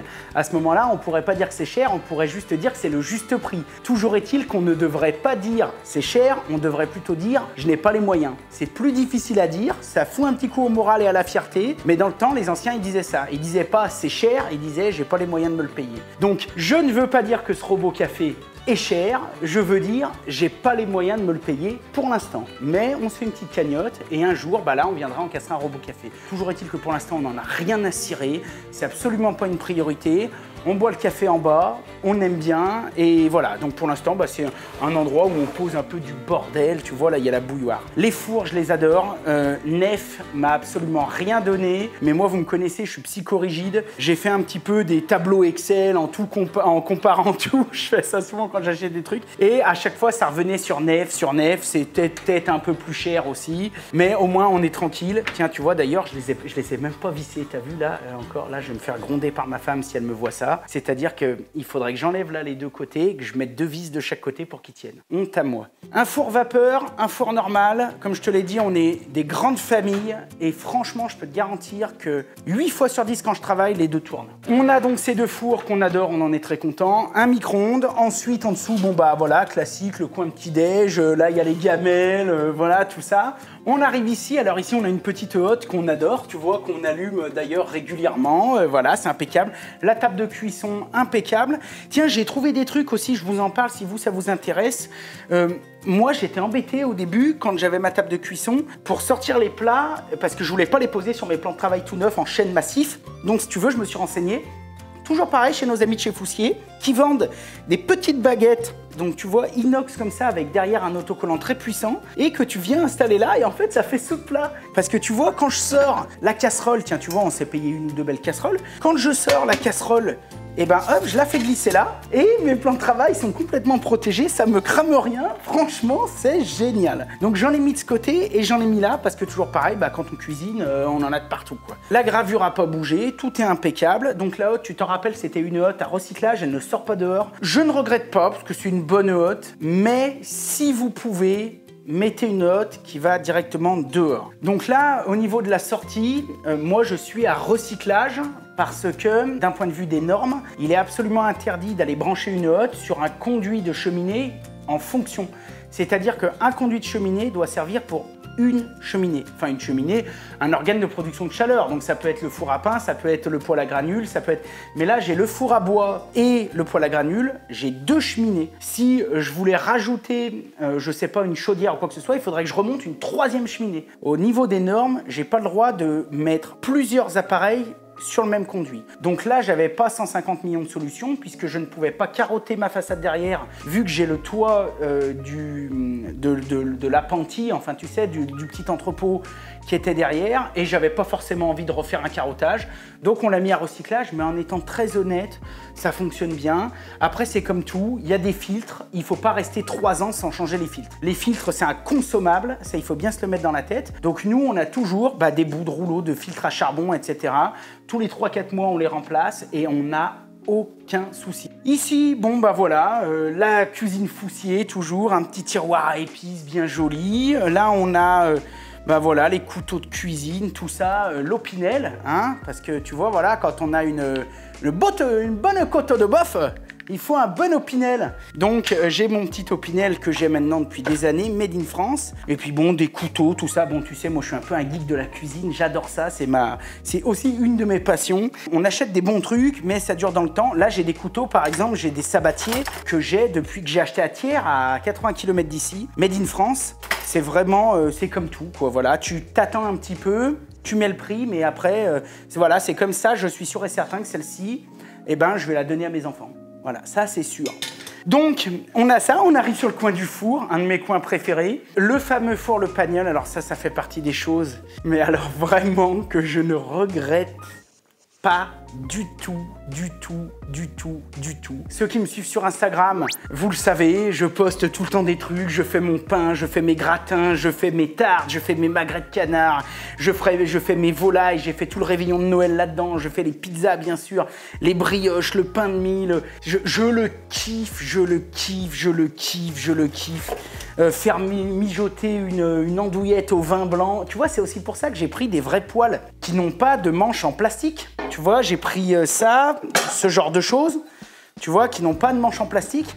Parce que, tu comprends, je démarre à rissoler ici, et ensuite je prends la poêle, et hop, je la fous là-dedans, et ça fait les patates nouvelles à la graisse de canard, je te garantis. Bon, c'est pas bon pour ce que j'ai, la nombrilite, tu vois, mais là, je te garantis que quand il y a du monde qui arrive manger, qui passe la verrière, qui voit le feu, un peu la flamme, et qui sent l'odeur, alors là, je te garantis que c'est 10 sur 10, là. Donc, bien évidemment, chacun fait comme il peut. Il y a certaines personnes qui n'aiment pas cuisiner. Moi, j'adore ça. Il y a certaines personnes qui n'ont pas la place ou les moyens ou l'envie de mettre ce genre de choses. Moi, je peux vous garantir que pour un gars comme moi qui adore cuisiner, c'est un des meilleurs achats que j'ai toujours fait d'ailleurs, puisque mon ancienne maison, j'en avais un qui était dehors. Là, j'en ai un que j'ai voulu mettre dedans. Je l'adore, je l'adore, je l'adore, je l'adore. Donc, four, le Pagnol, valeur sûre, made in France, hein, fabriqué dans la Drôme, je crois, j'espère que je dis pas de conneries. Donc on a tout habillé, pareil, on l'a fait selon les règles de l'art, alors là c'était un chantier, je vous renvoie vers la première vidéo de la série de la saison 2. On essaiera de vous mettre peut-être 2-3 liens. Dessous, eh bien j'avais fait un petit caisson où je mets toutes mes chutes de bois, alors c'est impeccable. Tu sais, à chaque fois je coupe du chêne, du frêne, eh ben je fous tout là, j'en donne la moitié à mon voisin parce que souvent j'en mets 3 fois trop, et vu que lui il a 90 ans et qu'il chauffe au bois, il est tout content. Je fais mon petit tas, j'allume avec ça là, tu vois. On achète des espèces de bâtons, tu vois, de bâtons allumettes là. T'en frottes un, je fous ça dedans et ça marche nickel. Ça s'allume tout de suite. J'ai aussi un petit, bon je te montre tout, hein. Ça te donnera des trucs et astuces. Tiens d'ailleurs, faudrait sûrement que je le vide. Mais j'ai aussi ici un petit aspirateur à cendre qui va vrai bien. Par contre, il fait un bruit d'enfer. Par contre, ça vaut que dalle, hein. J'ai dû, je crois que c'est, alors c'est DS Inox. Je crois que ça doit être un truc qui coûte 35 balles. Il marche du tonnerre, du feu de Dieu. Par contre, ça fait un bruit. Je te garantis que si t'as la maison qui dort, t'as l'impression qu'il y a une turbine ou une alarme qui se met en route. Mais je nettoie mon four à pain avec ça et je nettoie mon poêle à granulés avec ça. Ça marche super bien et puis de temps en temps, je le change. J'irais peut-être le seul souci de cet aspirateur, c'est que pour aspirer tout ce qui sort du four à pain, c'est impeccable, c'est de la grosse cendre. Par contre, pour le poêle à granulés, il s'encrasse très vite. Parce que c'est de la poussière, de la sueur qui est tellement fine qui s'encrasse. Donc dedans, il y a un fil, je le démonte, j'y passe un coup de soufflette. Alors là, ça fait un nuage, mon pauvre atomique. Je me mets au-dessus de la benne. Avec le petit compresseur métabo à batterie, j'y mets un grand coup de soufflette et après, ça repart comme en 40. Avantage de ce four, là, j'ai pris le plus petit modèle. C'est le modèle 66. Gros avantage, j'arrive à le démarrer en 2h, 2h30. À comparer, pour ceux qui ils le savent, quand j'ai rénové le four de la belle famille en Haute-Savoie qui fait 2 mètres et quelques de diamètre, quand tu veux bouffer une pizza le samedi soir, faut l'allumer le vendredi matin. Tu vois ce que je veux dire? C'est ce qu'on appelle les fours banals. Après, bon, bah, ça reste chaud 3 jours. Mais celui-là, c'est vraiment un gros avantage. C'est que vu qu'il est tout petit, il s'allume et il chauffe très vite. C'est-à-dire que par exemple là, si je veux faire les pizzas ce soir à 19 h, je suis pas obligé de l'allumer à 15 h. Même si je l'allume à 16h30, 17 h, c'est sûr que ce sera bon. Il va monter en température doucement, mais vu qu'il est très petit, bah, il chauffe très vite. Il chauffe très vite. Et vu qu'on n'avait pas tiré sur la cam et qu'on a mis du sable, de la vermiculite, des choses comme ça, jusque par là, c'est pas de la vermiculite, c'est de la pouzzolane. En plus, il tient la chaleur de fou. C'est-à-dire quand on fait des grosses soirées, le lendemain matin, on se lève, il est encore chaud, je peux faire les meringues, etc. Bref, c'est la vie. Là, bah, je m'étais bricolé un petit support, tu vois, pour mes pelles et tout, avec 2 bouts de bois pour pas que ça vienne taper contre ma peinture. Bon, après ici, bah, tu vois, c'est un peu un range-bordel. Des farines qu'on commande, pareil, chez Desagri, tout made in France, sauf celle-ci, Italie, pour les pizzas, mais ça marche pareil avec les autres. Là-dessous, on a les poubelles, on a 2 poubelles normales, et là, on a nos poubelles de tri. Donc c'est bien aussi, c'est bien, c'est aussi le système foussier. Là, le truc qui est bien, c'est que tu vois, hop, tu sors et tu te barres avec ta poubelle et après, bah, tu reviens et tu remets. Dans les autres, il y a des sacs, là-dedans, il n'y en a pas parce que là, c'est les emballages. Le frigo, bon, rien à dire, c'est un bon frigo, il n'y a pas de souci. Là, on a le côté office. Alors, un grand plan de travail. Moi, je voulais des plans de travail. Alors, dans les cuisines que j'ai eues avant, dans la maison que j'avais avant, par exemple, bah, j'avais une belle cuisine, mais on n'a jamais assez de plans de travail. Et encore une fois, quand tu te lèves le matin à 5h30 pour faire un réveillon, parce que tu sais que tu as 22 personnes à manger, je te garantis que du plan de travail, il t'en faut. Donc là, vraiment, c'est le top. On a 2-3 accessoires. Ça c'est à ma femme. Elle l'avait quand on s'est connu, il doit avoir 15 ans, tu vois, ça doit être parmi les premiers. Celui-ci, je viens juste de le changer. Alors là, pareil, si vous cuisinez, une valeur sûre. Je viens juste de le changer parce que moi, j'avais le modèle tout simple avec le bol de 3 litres. J'ai acheté mon premier KitchenAid avec le bol de 3 litres. J'avais 18 ans et je l'ai donné à ma belle-mère il y a 10-15 jours pour le remplacer. Il a 24 ans, il fonctionne comme au premier jour. Donc tu vois, ça fait partie des choses qu'on disait au début. Ah mais c'est cher, c'est cher. Quand ça les vaut, c'est pas cher. Si je divisais le prix que je l'ai payé à l'époque, c'était hors de prix. Ça m'avait coûté un salaire à l'époque. Si je le divise par 24 ans, eh ben, j'aimerais bien voir le prix que ça donne à la fin. Il n'a jamais bronché, je l'adore. Donc pourquoi je l'ai changé? Bah, je l'ai changé parce que la cuve, c'était une cuve de 3 litres et que c'était trop petit. Encore une fois, je te dis, rien que quand on est avec les filles, on est 6. Dès qu'il faut faire des pizzas, il fallait que je fasse 3-4 cuves. C'était un peu le bazar. Donc du coup, eh ben, avec les sous qu'on avait mis dans le cochon pour la maison, on en a parlé avec ma petite femme et on a acheté le gros modèle. Et j'en suis super content. Et tu vois, la dernière fois, j'ai tellement cuisiné de pain que même si j'ai le gros modèle, il a fallu quand même que j'en fasse encore 3 cuves. Une petite trancheuse, bon après des conneries, tu vois, comme ça, voilà. Pareil, des couteaux, des couverts, des casseroles, des poches à douille, tout ce qu'il faut pour cuisiner parce que voilà. Et puis les filles adorent tout ça. Ici, on est sur le coin de l'évier. Donc là, le coin de l'évier, notre robinetterie nickel qui n'a pas bougé. Cet évier, on l'adore. On n'a pas voulu mettre un évier standard. On a préféré mettre ce qu'on appelle un timbre office, un petit peu à l'américaine. Et on le regrette pas parce que tous les autres éviers qu'on avait, t'as beau prendre un double cuve 120, on avait l'impression qu'il n'y avait jamais assez de place ou alors tout de suite sans bazar. Le lave-vaisselle qui est ici, qu'on n'a pas changé parce que bon, pareil, il fonctionnait. On avait pris un bon lave-vaisselle à l'époque. On n'a pas voulu le changer pour mettre quelque chose d'encastré ou quoi que ce soit. Alors j'avais envie de finir quand même par la pièce centrale qui est le bio. J'ai enfin mis les barres laitonnées. Ça pour moi c'est la pièce maîtresse de la maison. Je l'ai fabriquée de A à Z. J'en suis fier mais de ouf. Je m'en sers tous les jours. Je fais tout direct dessus, à même le bois, comme ils faisaient avant dans les châteaux. Aussi bien rouler une pâte à pain, quoi que ce soit, que sortir une volaille pleine de jus. Ça ne craint rien. De temps en temps, on le racle un petit peu. Pour enlever un petit peu toutes les odeurs, vous pressez un bon jus de citron par-dessus, un coup d'éponge et ça revient à neuf. C'est vraiment parfait. Dessous, j'ai mes petites caisses, tu vois, avec mes petites patates nouvelles, mes oignons, mes échalotes, tout ça. C'est vraiment génial. Pendant qu'on est dans la cuisine, quand même 2-3 bricoles. Premièrement, mon bio, il est génial, mais j'ai pas été bien malin. Alors tu me diras, ça pourra se modifier à l'avenir, ce serait pas très dur d'ailleurs. En fait, sous mes caisses, j'ai fait un lattage en hêtre, donc c'est magnifique, tu vois, tu sais, ces petites planchettes comme ça fait un petit peu légumier, etc. Le problème qu'il y a, c'est que malin comme je suis, il aurait fallu que je les mette dans l'autre sens, parce que là, elles sont dans ce sens, et à chaque fois que je pousse ma caisse, j'accroche, j'accroche, j'accroche, j'accroche, j'accroche.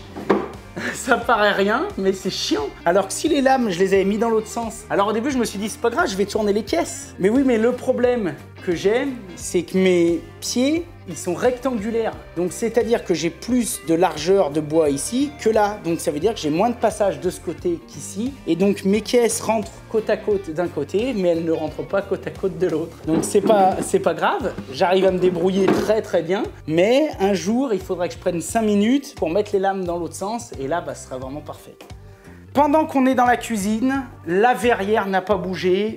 C'est magnifique, j'en suis super content. J'ai quand même fait 2-3 petites erreurs. La première erreur, c'est qu'au moment de vernir les plans de travail, je me suis pas assez renseigné. C'est nickel, ça n'a pas trop bougé sauf vers l'évier, mais en fait, j'ai pas pris les bons produits. D'habitude, j'appelle Foussier, les copains, et là-bas, il y a une fille qui s'appelle Stéphanie et qui est vraiment spécialisée dans tous les produits de finition et elle me renseigne de ouf. C'est ce qui s'est passé pour l'escalier. Toutes les fois qu'elle m'a renseigné, j'ai jamais été déçu. Là, je me suis dit, ouah, Stéphanie, j'ai pas besoin, je vais prendre un vernis, une teinte, puis je vais me débrouiller. J'ai quand même eu des soucis. J'ai quand même eu des soucis de coulure et j'ai quand même un vernis qui est pas hyper ultra adapté au plan de travail. Et je vais te le prouver parce que comme tu peux voir ici, par exemple, eh bien mon bois n'est pas pourri, hein, avant de bousiller 5 cm de chaîne.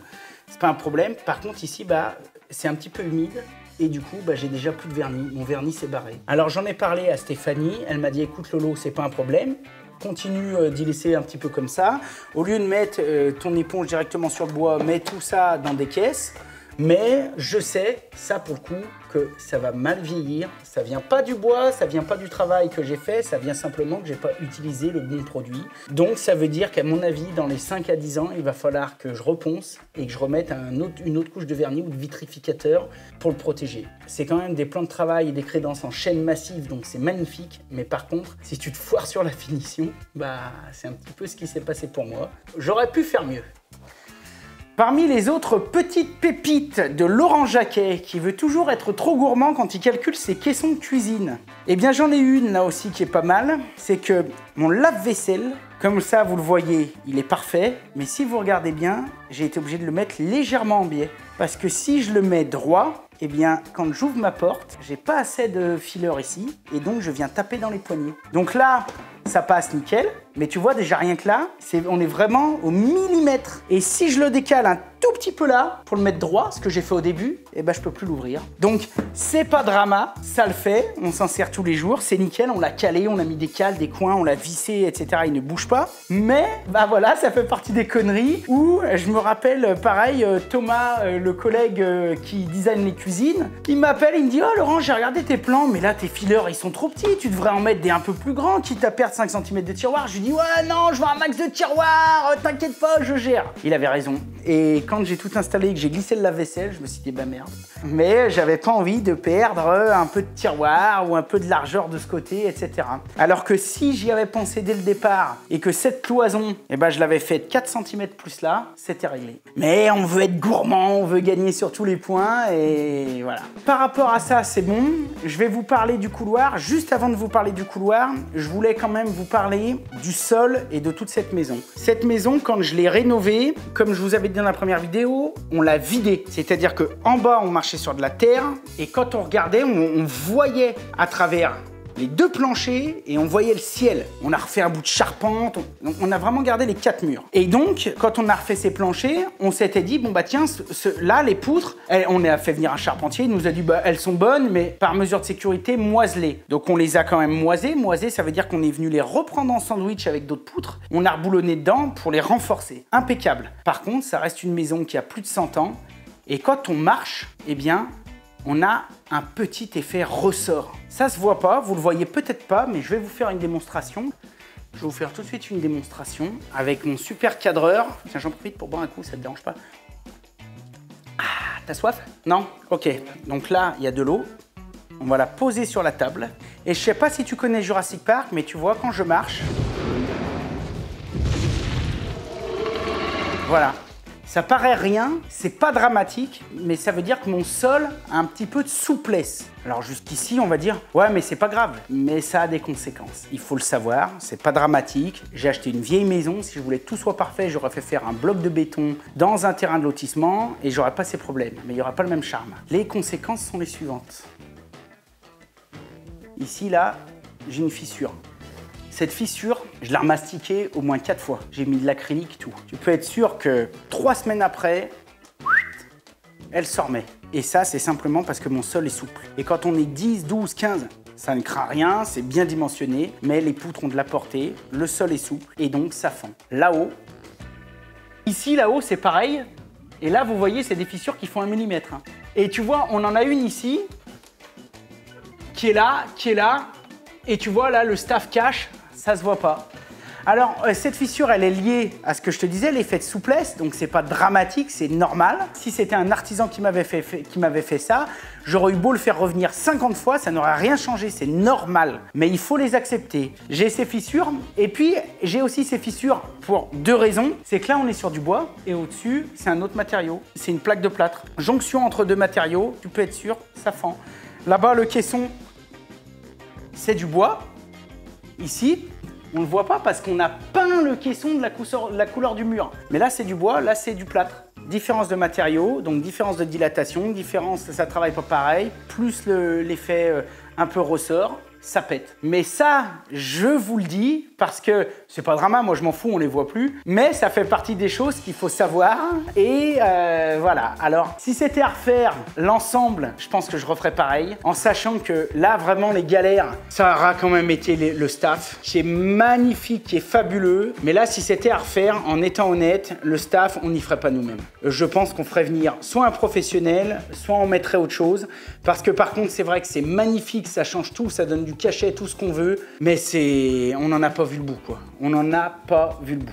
N'oubliez pas aussi, pendant que j'y pense, là, si vous, comme moi, vous avez des appareils à bois, là-bas, j'ai le four à pain et là, j'ai le poêle à granulés. Combustible solide, 2 ramonages par an. 2 ramonages par an. Moi, ce que je vous conseille, c'est d'en faire un hors saison. Moi, là, j'ai le collègue qui va venir d'ici 15 jours, qui est 15 jours, pourquoi je l'ai fait faire pour les assurances et tout. Et le deuxième, je le fais en hiver. Comme ça, vous êtes sûr et certain, vous êtes tranquille. L'autre chose aussi que je ne regrette pas, franchement, c'est ça. Merci Romain et Wiesmann, parce que là, franchement, la clim, je te garantis que ce matin, on tournait dehors, hein, Tim, t'en penses quoi? On est mieux là quand même. Bah, clairement, il n'y a pas photo. Il n'y a pas photo. Et pourtant, tu vois, on ne la met pas fort. On essaye de jamais la mettre en dessous de 25 pour les économies d'énergie, voilà, parce que ça sert à rien d'avoir trop des décalages. Alors, quand je parle clim, c'est pas la clim en elle-même, c'est un moyen de rafraîchissement. C'est-à-dire que ça peut être une clim, ça peut être un puits canadien, ça peut être un plancher rafraîchissant, ça peut être tout un tas de trucs. Mais en tout cas, le fait de pouvoir rafraîchir la maison, c'est vraiment le top du top. Donc on arrive dans le couloir. Bon, dans le couloir, pas grand-chose à dire. À la base, comme je vous en avais déjà parlé, ici, je voulais mettre un gros radiateur en fonte, ultra badass et tout. Je me suis renseigné, c'était 4500 balles le radiateur. Du coup, j'ai dit, on va mettre un radiateur acier et puis on verra bien plus tard. Et en fait, finalement, ce radiateur, on adore parce qu'il se confond un peu dans le paysage, on le remarque même plus. Je tiens à dire quand même, pour te dire à quel point on est isolé, on s'est vraiment intéressé au souci de l'énergie, c'est que pour quasiment tout le volume, on n'a que ce radiateur. Quand je dis que ce radiateur, ça veut dire que même quand on démarre pas le poêle à granules, ce radiateur suffit. Les portes coulissantes, elles sont nickel, elles ont bien vieilli, tout fonctionne bien, c'est impeccable. Le truc aussi qui est génial, les gars, c'est ça là. On est bien d'accord, toujours pareil, chez nos amis de chez Foussier. Voilà, bon ça c'est la vie, on va pas se mentir. C'est pas vraiment donné, mais c'est pareil, une fois que c'est là, ça va durer pendant 15 ans minimum. Et puis voilà, ça nous permet, tu vois, de mettre 2 étages. D'autant plus que là, on avait de la hauteur sous plafond. Bon alors là, c'est nickel aussi, on s'est mis 2-3 petits porte-manteaux. Puis tu vois, tiens, il faut que je fabrique ou il faut que j'achète un petit seau pour foutre les parapluies dedans, parce que là, pour l'instant, ils sont un petit peu à l'arrache. Ça va bien, finalement, ce petit coffret, là, il va bien. Ici, si c'était à refaire, je pense que je garderais là. On n'a pas fait trop de conneries. Hein. Finalement, dans cette pièce, si c'était à refaire, il n'y a pas grand-chose que je changerais, à part peut-être les 2-3 bricoles que je t'ai dit par rapport à la cuisine. On passe à la chambre. La chambre, c'est pareil. Franchement, on en est super content.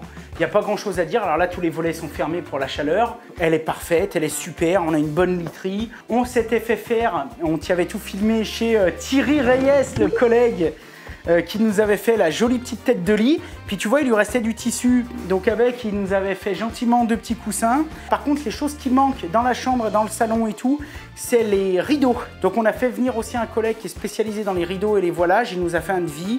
On attend un petit peu parce que c'est toujours pareil. On aurait pu trouver moins cher. Moi, je préfère attendre. On attend un petit peu et puis quand on aura les moyens, on le fera intervenir pour nous mettre une jolie double tringle avec des rideaux, etc. Pas grand chose à dire si ce n'est que la peinture, j'ai utilisé la Guitté-Aurus en laque blanche qui est parfaite. Mais attention, je ne sais pas ce qui s'est passé, s'il y a des peintres qui me regardent. Eh bien, il y a des endroits, tu vois, ici et sur ma table de chevet. Donc tu vois ici, là, j'ai 2 auréoles rondes, là. Alors, je vais te dire ce que c'est, parce que j'ai trouvé ce que c'était. Parce qu'au début, je me suis dit, mais qu'est-ce que c'est que cette connerie?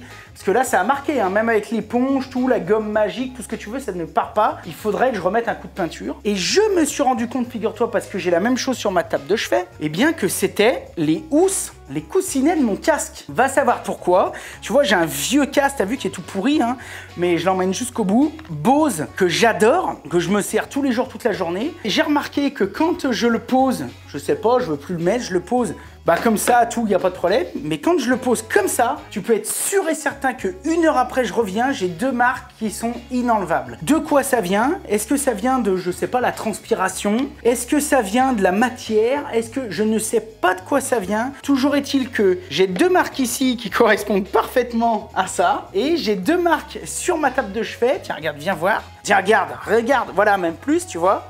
Là, c'est flagrant. Et là, je te le dis, hein, il n'y a pas besoin de... Voilà, c'est ça. J'ai essayé d'y frotter, d'y laver, d'y rincer. Rien n'y fait, ça ne part pas. C'est pas dramatique, il faudra que j'y remette un coup de peinture. Mais vous, si vous avez ça, écoutez, marquez-moi-le dans les commentaires. Bon, sinon, rien d'autre à dire sur la chambre. On est super content. Si c'était à refaire, on fera la même chose. Salle de bain et dressing, c'est nickel. Si c'était à refaire, je referais tout pareil, c'est sûr. La seule chose que je referais jamais, soit je le ferais faire, soit je le ferai en massif, c'est le dressing. On va pas en parler 2 heures, tu le sais. J'ai fait une vidéo spéciale où je me suis fait chier de chez chier avec ce dressing. Donc si tu veux, on en est super content, hein, tu vois, tout va bien.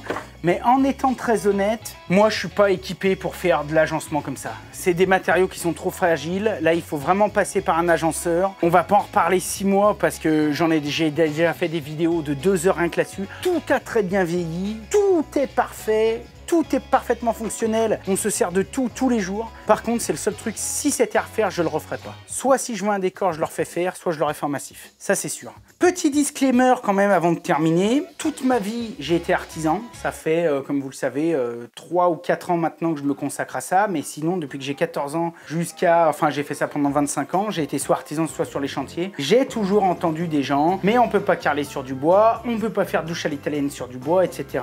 Moi, j'ai 2 niveaux. Tout est en bois, mon carrelage sur du bois, que ce soit ici, aux toilettes, la douche à l'italienne ici, la douche à l'italienne des filles à l'étage, tout, rien n'a jamais bougé. J'ai carrelé sous le poêle à granules, rien n'a jamais bougé. Pourquoi? Parce que c'est pas que ça ne se fait pas, c'est juste qu'il faut prendre le temps et mettre l'argent pour le faire. C'est toujours pareil. Tout est possible, ça vous coûtera un petit peu plus cher et ça prendra un peu plus de temps, mais si c'est bien fait, ça ne bougera jamais. L'artisan qui vous dit que c'est pas possible, c'est juste qu'il n'a pas envie de se faire chier avec ça.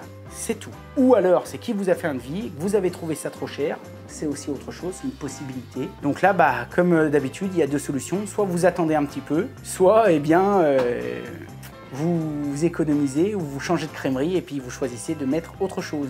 Mais c'est possible et là, rien n'a bougé. Voilà pour la chambre, salle de bain, rien à dire. Les robinetteries, c'est nickel. La lumière, c'est nickel. Tout est nickel, c'est parfait. On continue. Allez, suivez-moi. Alors ici, on arrive au bureau, je ne vais pas vous en parler 2 heures, pareil, bon, rien à dire, je regrette pas grand chose. En ce moment, mon bureau, il est plutôt dehors, sous le préau, parce que j'aime bien bosser dehors quand il fait beau. Mais sinon, je me mets là, voilà, j'adore, tiens, comme tu peux voir. Il y en a des fois qui me disent « Ah, tu dépenses beaucoup !»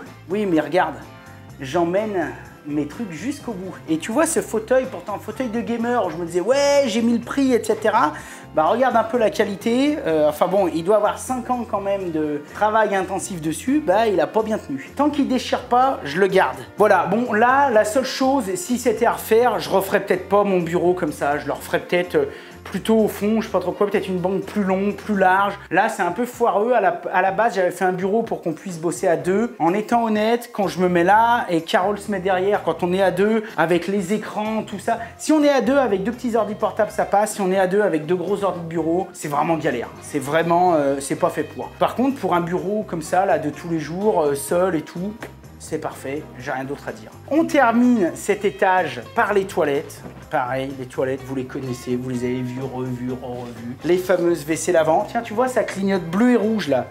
Comme les flics, ça veut dire qu'il faut faire un entretien ou alors qu'il faut lancer un détartrage. Voilà, mon WC m'informe. J'en suis super content, toujours pareil, rien n'a changé. Là aussi, tu vois que c'est carrelé sur du bois, il n'y a pas une micro-fissure sur les joints, rien. C'est parfait, ça n'a pas bougé. Pourquoi? Parce que je l'ai bien fait avec une natte dessous, etc. Par contre, bah, tu vois, dans certaines pièces, il me reste encore des petites listes de choses à faire. Et notamment, fabriquer le meuble de lave-main et le miroir de lave-main. Tu vois, j'ai mes attentes et je n'ai toujours pas fait mon petit meuble. Donc, bah, ça, c'est quelque chose qu'on fera à l'atelier ensemble. Tu penses, je te montrerai. Bon, cet étage est bouclé. On monte. Je vais te faire un petit tour vite fait de l'étage des filles. Bon, on se fait quand même une petite aparté dans cet escalier. Si c'était à refaire, je referais pareil, sauf que je sablerais, j'aérogommerais l'escalier comme je te l'avais dit la dernière fois. Donc l'escalier, il a été fait en touche piano, en biton, donc il est nickel. Et puis, nos amis de chez Staff Décor, qui nous avaient fabriqué des gabarits sur mesure, qui suivent la courbure des limons de l'escalier. Franchement, c'est nickel. Allez, je vous montre le reste. Donc là, on est dans le petit salon des filles qui nous sert aussi exceptionnellement de salon. Comme vous avez constaté, on n'a pas de télé en bas, on n'est pas des gens qui regardons beaucoup la télé. La chose qu'on regarde bien, c'est Mission Travaux quand même sur M6. C'est quelque chose qui est super, je vous invite vraiment à y regarder. Et quand on le regarde, eh ben, on se met ici devant cette magnifique télé qui a... je sais pas, 20 ans, j'en sais rien. Et voilà. Ici, bon bah donc on est dans le petit salon des filles, enfin dans le petit salon, dans le salon, parce que c'est déjà un grand salon. On a mis un canapé lit, parce que comme je vous ai expliqué tout à l'heure en bas, on reçoit beaucoup de monde, et quand on reçoit du monde, bah il faut y loger. Donc on a une chambre d'amis qu'on va vous montrer, mais on met aussi des gens sur le canapé lit.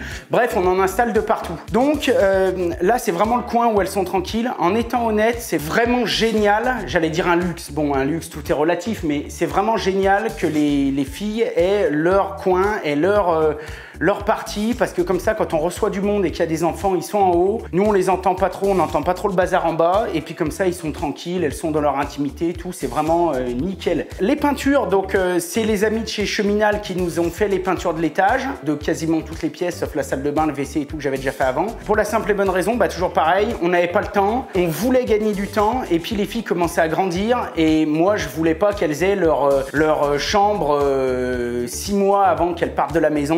Donc voilà, on a décidé exceptionnellement de faire intervenir des super artisans pour peindre tout ça. On avait pris les peintures chez Séguret, on vous avait donné toutes les références. Ici, il y a de la Guittet, il y a de la Faro & Ball, deux super bonnes peintures, et franchement, on est très content de tout ça. Donc on commence par la première chambre. Là, c'est la chambre de Tess. Donc voilà. Alors la chambre de Tess, c'est la même que Lola. Ce sont des pièces qui font à peu près toutes 11 mètres carrés 50, donc c'est des bonnes chambres, même si ça paraît pas très grand. Moi, j'ai grandi dans une chambre de 9 mètres carrés, et tu vois le bonhomme un peu que ça fait, la belle rouge élevée au grain. Donc si tu veux, elles sont plutôt bien. On leur a mis un bon petit plumard, elles ont un petit bureau. Le seul point, on va dire, qu'on regrette un petit peu dans... Enfin, on peut pas regretter parce que c'était une question de choix. En étant honnête, moi, j'étais toujours parti en me disant, je vais fabriquer les meubles, je vais fabriquer les meubles, je vais fabriquer les meubles. Pour diverses raisons. D'abord parce que je peux les faire sur mesure. Ensuite, pour la qualité, la robustesse. Et puis voilà, puis pour le plaisir de les faire. Toujours pareil, on n'a pas eu le temps à la fin. On voulait que les filles aient leur chambre. On en a parlé avec elles, etc. Et donc, en étant très réglo avec vous, comme d'habitude, on a acheté des meubles dans les magasins que j'adore. Tu sais, genre, tout ce genre de magasins, là, tu vois, un petit peu. Tous les trucs qui se finissent par Rama, tout le machin. Franchement, franchement, sans méchanceté, c'est de la grosse merde. Je vais pas... Moi, j'ai l'habitude de faire du solide, de faire du massif, de faire du costaud. Là, c'est vraiment... On n'y a pas mis cher, on en a pour notre fric. Et certains meubles qu'on a voulu mettre cher, c'est pareil, là, on n'en a pas pour notre fric. Donc, si tu veux, voilà, bon, bah, et ça vient de je sais pas d'où, ça a dû faire 8000 bornes de bateau, on va pas se mentir. Et, bah, voilà, quoi. Enfin, t'as des têtes de lit qui bougent comme ça. Là, ici, tu vois, regarde ça, c'est joli, là, tu vois. Là, ici, on a toute la visserie apparente.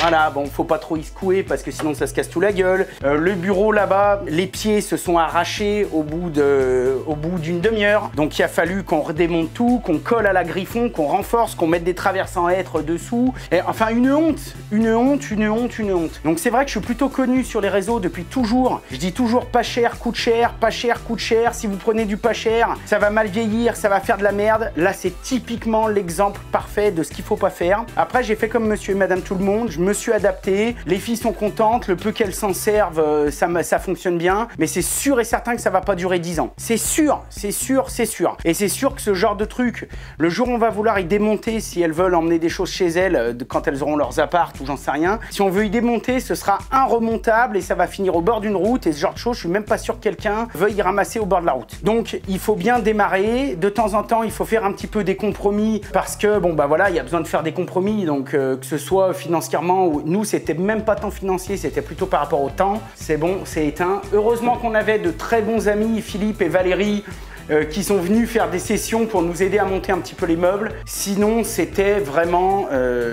Enfin, faites comme vous voulez, mais moi, je conseillerais à personne d'acheter ça. Ou alors, de prendre vraiment du haut de gamme dans les trucs qui sont tout près, quoi. Là, ici, on est dans la chambre de Lisa. Donc, c'est la grande. Lisa qui est ici, donc qui a son petit bureau. Pareil, tu vois, c'est tout simple, très sobre. La chose qui va rester à faire dans toutes les chambres, on va faire ça avec Marie, tu sais, ça lui plaît bien. On va fabriquer ici des petits coussins. Tu sais, des petits coussins pour qu'elle puisse s'asseoir à la fenêtre et tout. Et puis on va leur mettre cette année des rideaux, des voiles qu'on a commandés et qui devraient arriver en même temps que ceux du rez-de-chaussée. Alors pour la sélection des couleurs, il y en a pas mal qui nous avaient demandé comment on faisait, est-ce qu'on leur laissait choisir à 100% ou pas. Nous on n'a pas voulu pour deux raisons. Première raison, c'est que je me suis trop fait chier à faire cette maison de A à Z. Et donc la deuxième raison, c'est que je ne voulais pas qu'elle parte dans des délires. Je veux rose paillette, bleu licorne, etc. Je ne voulais pas ça. Donc en gros, nous, on a pré-choisi 10-15 couleurs pour elle en se disant, si elle tape dans ces 10-15 couleurs, ça restera harmonieux, ça restera joli et ça fera du bon boulot. Et donc, c'est elles qui ont choisi dans le panel de couleurs qu'on leur a proposé pour faire leur chambre. Donc comme ça, elles ont eu le choix, mais elles ont fait un choix dans un pré-choix que nous, on avait fait. Donc là, on sort de chez Lisa. Donc si on continue dans l'ordre de marche, ici on a la chambre d'amis. Alors la chambre d'amis, c'est toujours un petit peu le bazar, avec notre fameuse étagère toute pourrie. Je sais pas si tu te rappelles, on avait commandé un bureau pour Marie, et à la place du bureau, il est arrivé ça. Voilà. Donc là on est dans la chambre d'amis. La chambre d'amis, bon bah c'est nickel. C'est la plus petite, elle doit faire 9 mètres, même pas 9 mètres carrés, enfin ou à peine, peut-être un peu avec ce dégagement. Mais en tout cas, c'est très bien pour que les parents dorment, pour que les amis dorment. Le soir, le copain qui vient, qui a bu un canon un peu de trop, eh bien il peut dormir ici. Et puis de chaque côté, on a encore des matelas parce que je te dis, on est très nombreux et ça nous est déjà arrivé de passer des nuits de réveillon de Noël avec des gens ici, des gens sur le canapé, des matelas posés un petit peu partout dans la maison et ça dormait où ça pouvait, quoi. Donc voilà pour la chambre d'amis, pareil avec des couleurs que moi j'adore. Là c'est les toilettes, donc je vais pas vous les remontrer, vous les avez déjà vues. On a le WC lavant aussi, ici on a le Touma. Tiens, je suis en train de me rendre compte, tiens regarde, tu vois, voilà. Ça fait partie des petites finitions qui restent à faire. Le cache d'interrupteur qui n'est toujours pas posé, voilà. Donc c'est que dalle, il faut juste que je descende, que j'ouvre une boîte, j'en prenne un et que je le mette, mais c'est plein de petites bricoles comme ça. Donc là, bon, il n'y a rien à dire là-dessus, c'est nickel. Ici, le WC lavant, c'est un Touma, c'est juste l'abattant. L'avant, franchement, c'est super bien. Ici, la seule chose qui va me rester à traiter dans cette grande pièce, c'est l'éclairage, la lumière, puisque pour l'instant, on n'a toujours qu'une vieille ampoule de chantier qui traîne. Et puis de l'autre côté encore, on a un fil qu'on n'a jamais raccordé. Enfin bon, bref, Voilà, il est là derrière, on a la gaine, on a les fils, il faudrait qu'on raccorde tout ça. Ici, on a mis la clim aussi, donc quand les filles sont pas là, on la met pas. Et en sachant, comme je vous l'ai déjà dit, nous, on n'est pas des gens qui climatisons à l'extrême, à fond. Mais par contre, 2 heures le soir avant qu'on se couche, on met un coup de clim et franchement, ça change la vie. Même si là, on est très bien isolé, les filles, elles sont quand même sous les toits. Et là, je peux vous dire que quand ça cogne, ça cogne. Donc là, on l'a mis en route, mais tu vois, derrière, elle est à 27 degrés. Tu vois, 27 degrés, ça c'est juste pour maintenir le frais. On l'a mis en route début de semaine parce qu'au début, on avait dit aux filles, ouais, ça sert à rien, etc. On la mettra un peu que le soir. Là, ça montait à 32, quoi. Donc, on a mis 27, mais généralement, on réduit rarement en dessous de 25. Et donc, comme ça, 2 heures avant de se coucher, on ouvre toutes les portes et ça climatise un peu l'ensemble. Ici, on arrive à la chambre de Marie. Donc, la chambre de Marie, voilà. La chambre de Marie, elle fait la même taille que les autres, mais elle a l'impression d'être... On a l'impression qu'elle est un petit peu plus grande parce qu'en fait, elle est vraiment sous le pignon. Là, elle doit avoir 3,20 m, 3,30 m de plafond. Donc, c'est pour ça qu'on a peut-être cet espace un petit peu plus grand. Mais sur les plans, si on tire des cotes, elles font à peu près vraiment la même taille. Donc, voilà, bon, la chambre de Marie, comme toutes les autres, rien à regretter, à part un peu peut-être la qualité des meubles, comme d'habitude. Mais pour faire ce qu'elles font, pour le moment qu'elles vont rester ici, c'est très bien. Tiens, je suis en train de me rendre compte qu'il me manque un quart de rond, là. Alors là, normalement, il devait y avoir un petit quart de rond de finition ici et il n'y est plus. Là, il nous reste une petite barre de seuil à mettre pour faire la jonction entre les deux parquets, mais bon, sinon c'est nickel. Pareil, les lustres des chambres, il va rester, et en bas aussi, je vous en ai pas parlé, mais dans la grande pièce, il va rester aussi tous les lustres à installer, qu'on n'a pas installé parce que vu que la pièce, elle est très belle, on n'arrive pas à trouver le lustre parfait qui va nickel. Donc plutôt que prendre un truc vite fait, bien fait, et de le regretter et de balancer l'argent par les fenêtres, on attend, on garde nos douilles, nos ampoules, il y en a encore un petit peu de partout dans la montée d'escalier et tout. Quand on aura vraiment choisi ce qu'on veut, où on est sûr et certain, on mettra les lustres. Ici, la chambre de Lola. Alors Lola, c'est la plus jeune, mais voilà, on voit qu'elle aime la nature, elle aime tout ce qui est graphisme, déco, tout ça. C'est une chambre que j'aime beaucoup parce que elle n'a pas voulu du meuble blanc, elle a voulu du meuble un petit peu, tu vois, imitation bois, elle a voulu des couleurs, elle a voulu... Je la trouve assez guillerette, je la trouve assez cool. Et voilà, rien à dire sur cette chambre, à part les meubles, et à part qu'il faut qu'on rajoute un petit lustre ou un spot ou je sais pas trop quoi, et une paire de rideaux. Elle a mis des petites LED un petit peu de partout, voilà, c'est un petit peu son cocon, elle est bien là-dedans. Et puis, t'as vu, elle a même par terre, elle a même un tapis de découpe. Parce que Lola, c'est la fille avec laquelle je fais le plus de loisirs créatifs. Elle s'intéresse à plein de choses. Et puis pour finir, la salle de bain des filles. Bon, vous l'avez déjà vu plein de fois. J'avais tout filmé quand je l'ai fabriqué. Pareil, elle a super bien vieilli. On a un peu de traces de calcaire dans la douche, mais à part ça, c'est nickel. Il n'y a rien à dire de plus. Si c'était à refaire, je referais tout, sauf je ne remettrais pas ce genre de vasque. Et ça, je vous l'avais déjà dit. Moi, je trouve que c'est toujours un peu le bordel à nettoyer. C'est toujours un peu de l'eau qui gicle. Tu vois, on a toujours on a une petite microfibre, une petite pâte. On est toujours après dire aux filles essuyez derrière, gna. Bon, d'un côté ça leur apprend, mais franchement c'est pas pratique. Donc si c'était à refaire, je pense que je mettrais plutôt un plan vasque, un petit peu comme on a mis chez nous dans notre salle de bain. Un plan vasque avec une grande vasque.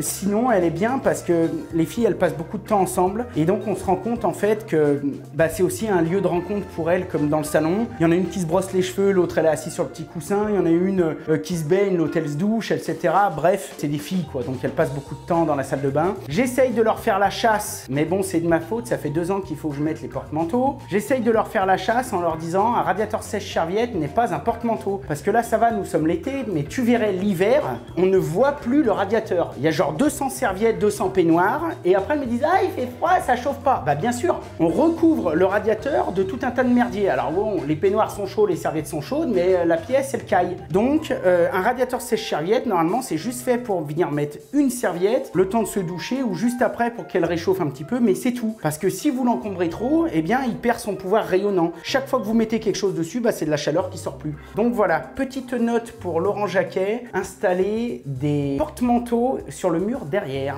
Et puis ici on a un petit coffre.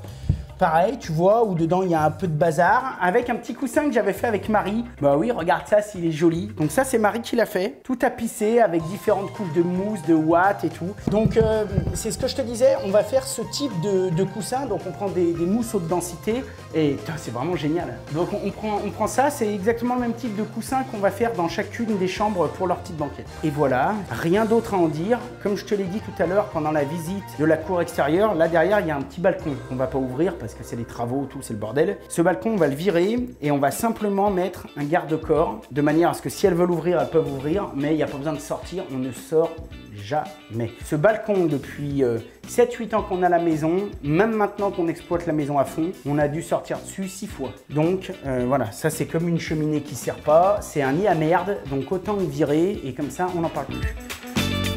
Ouais.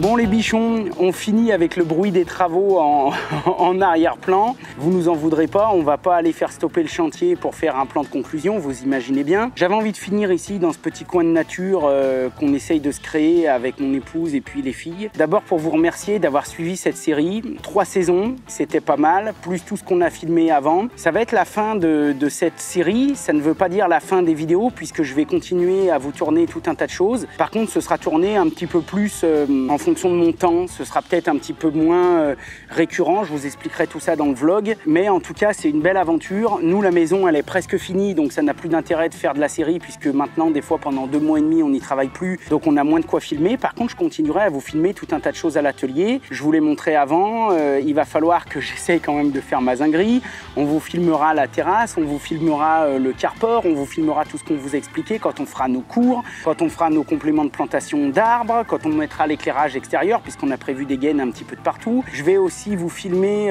toute la partie où je fabrique le petit meuble de lave-main qui manque à l'étage principal et puis 2-3 autres bricoles. Sinon je continue toujours à vous faire du contenu sur YouTube bien sûr, sauf que comme je vous l'ai dit ce sera peut-être un petit peu moins régulier et on fera peut-être un petit peu plus de ce qu'on appelle du maker, c'est-à-dire comment fabriquer un petit confiturier, comment fabriquer un petit meuble à légumes, comment fabriquer tout ça. Donc toutes ces vidéos seront réparties entre toutes les vidéos qui va rester à faire pour la maison, mais tu imagines bien que tout ce qu'il y aura d'intéressant à filmer autour de cette maison, on continuera de le filmer, mais tu imagines bien qu'on a énormément de travail avec Bichon TV, avec les studios, donc je vous invite aussi à aller vous abonner à Bichon TV, on y sort tout un tas de choses super intéressantes, et puis très présent sur les réseaux sociaux, et puis surtout avec la télé qui continue encore et toujours et qui n'arrête pas. Je vous donnerai bien sûr tout un tas de détails supplémentaires dans le vlog que je vais sortir à mon avis dans la foulée de cette vidéo. Nous, on va prendre un petit peu de vacances, bien méritées. Au moment où vous verrez la vidéo, je pense que d'ailleurs on sera déjà rentré, mais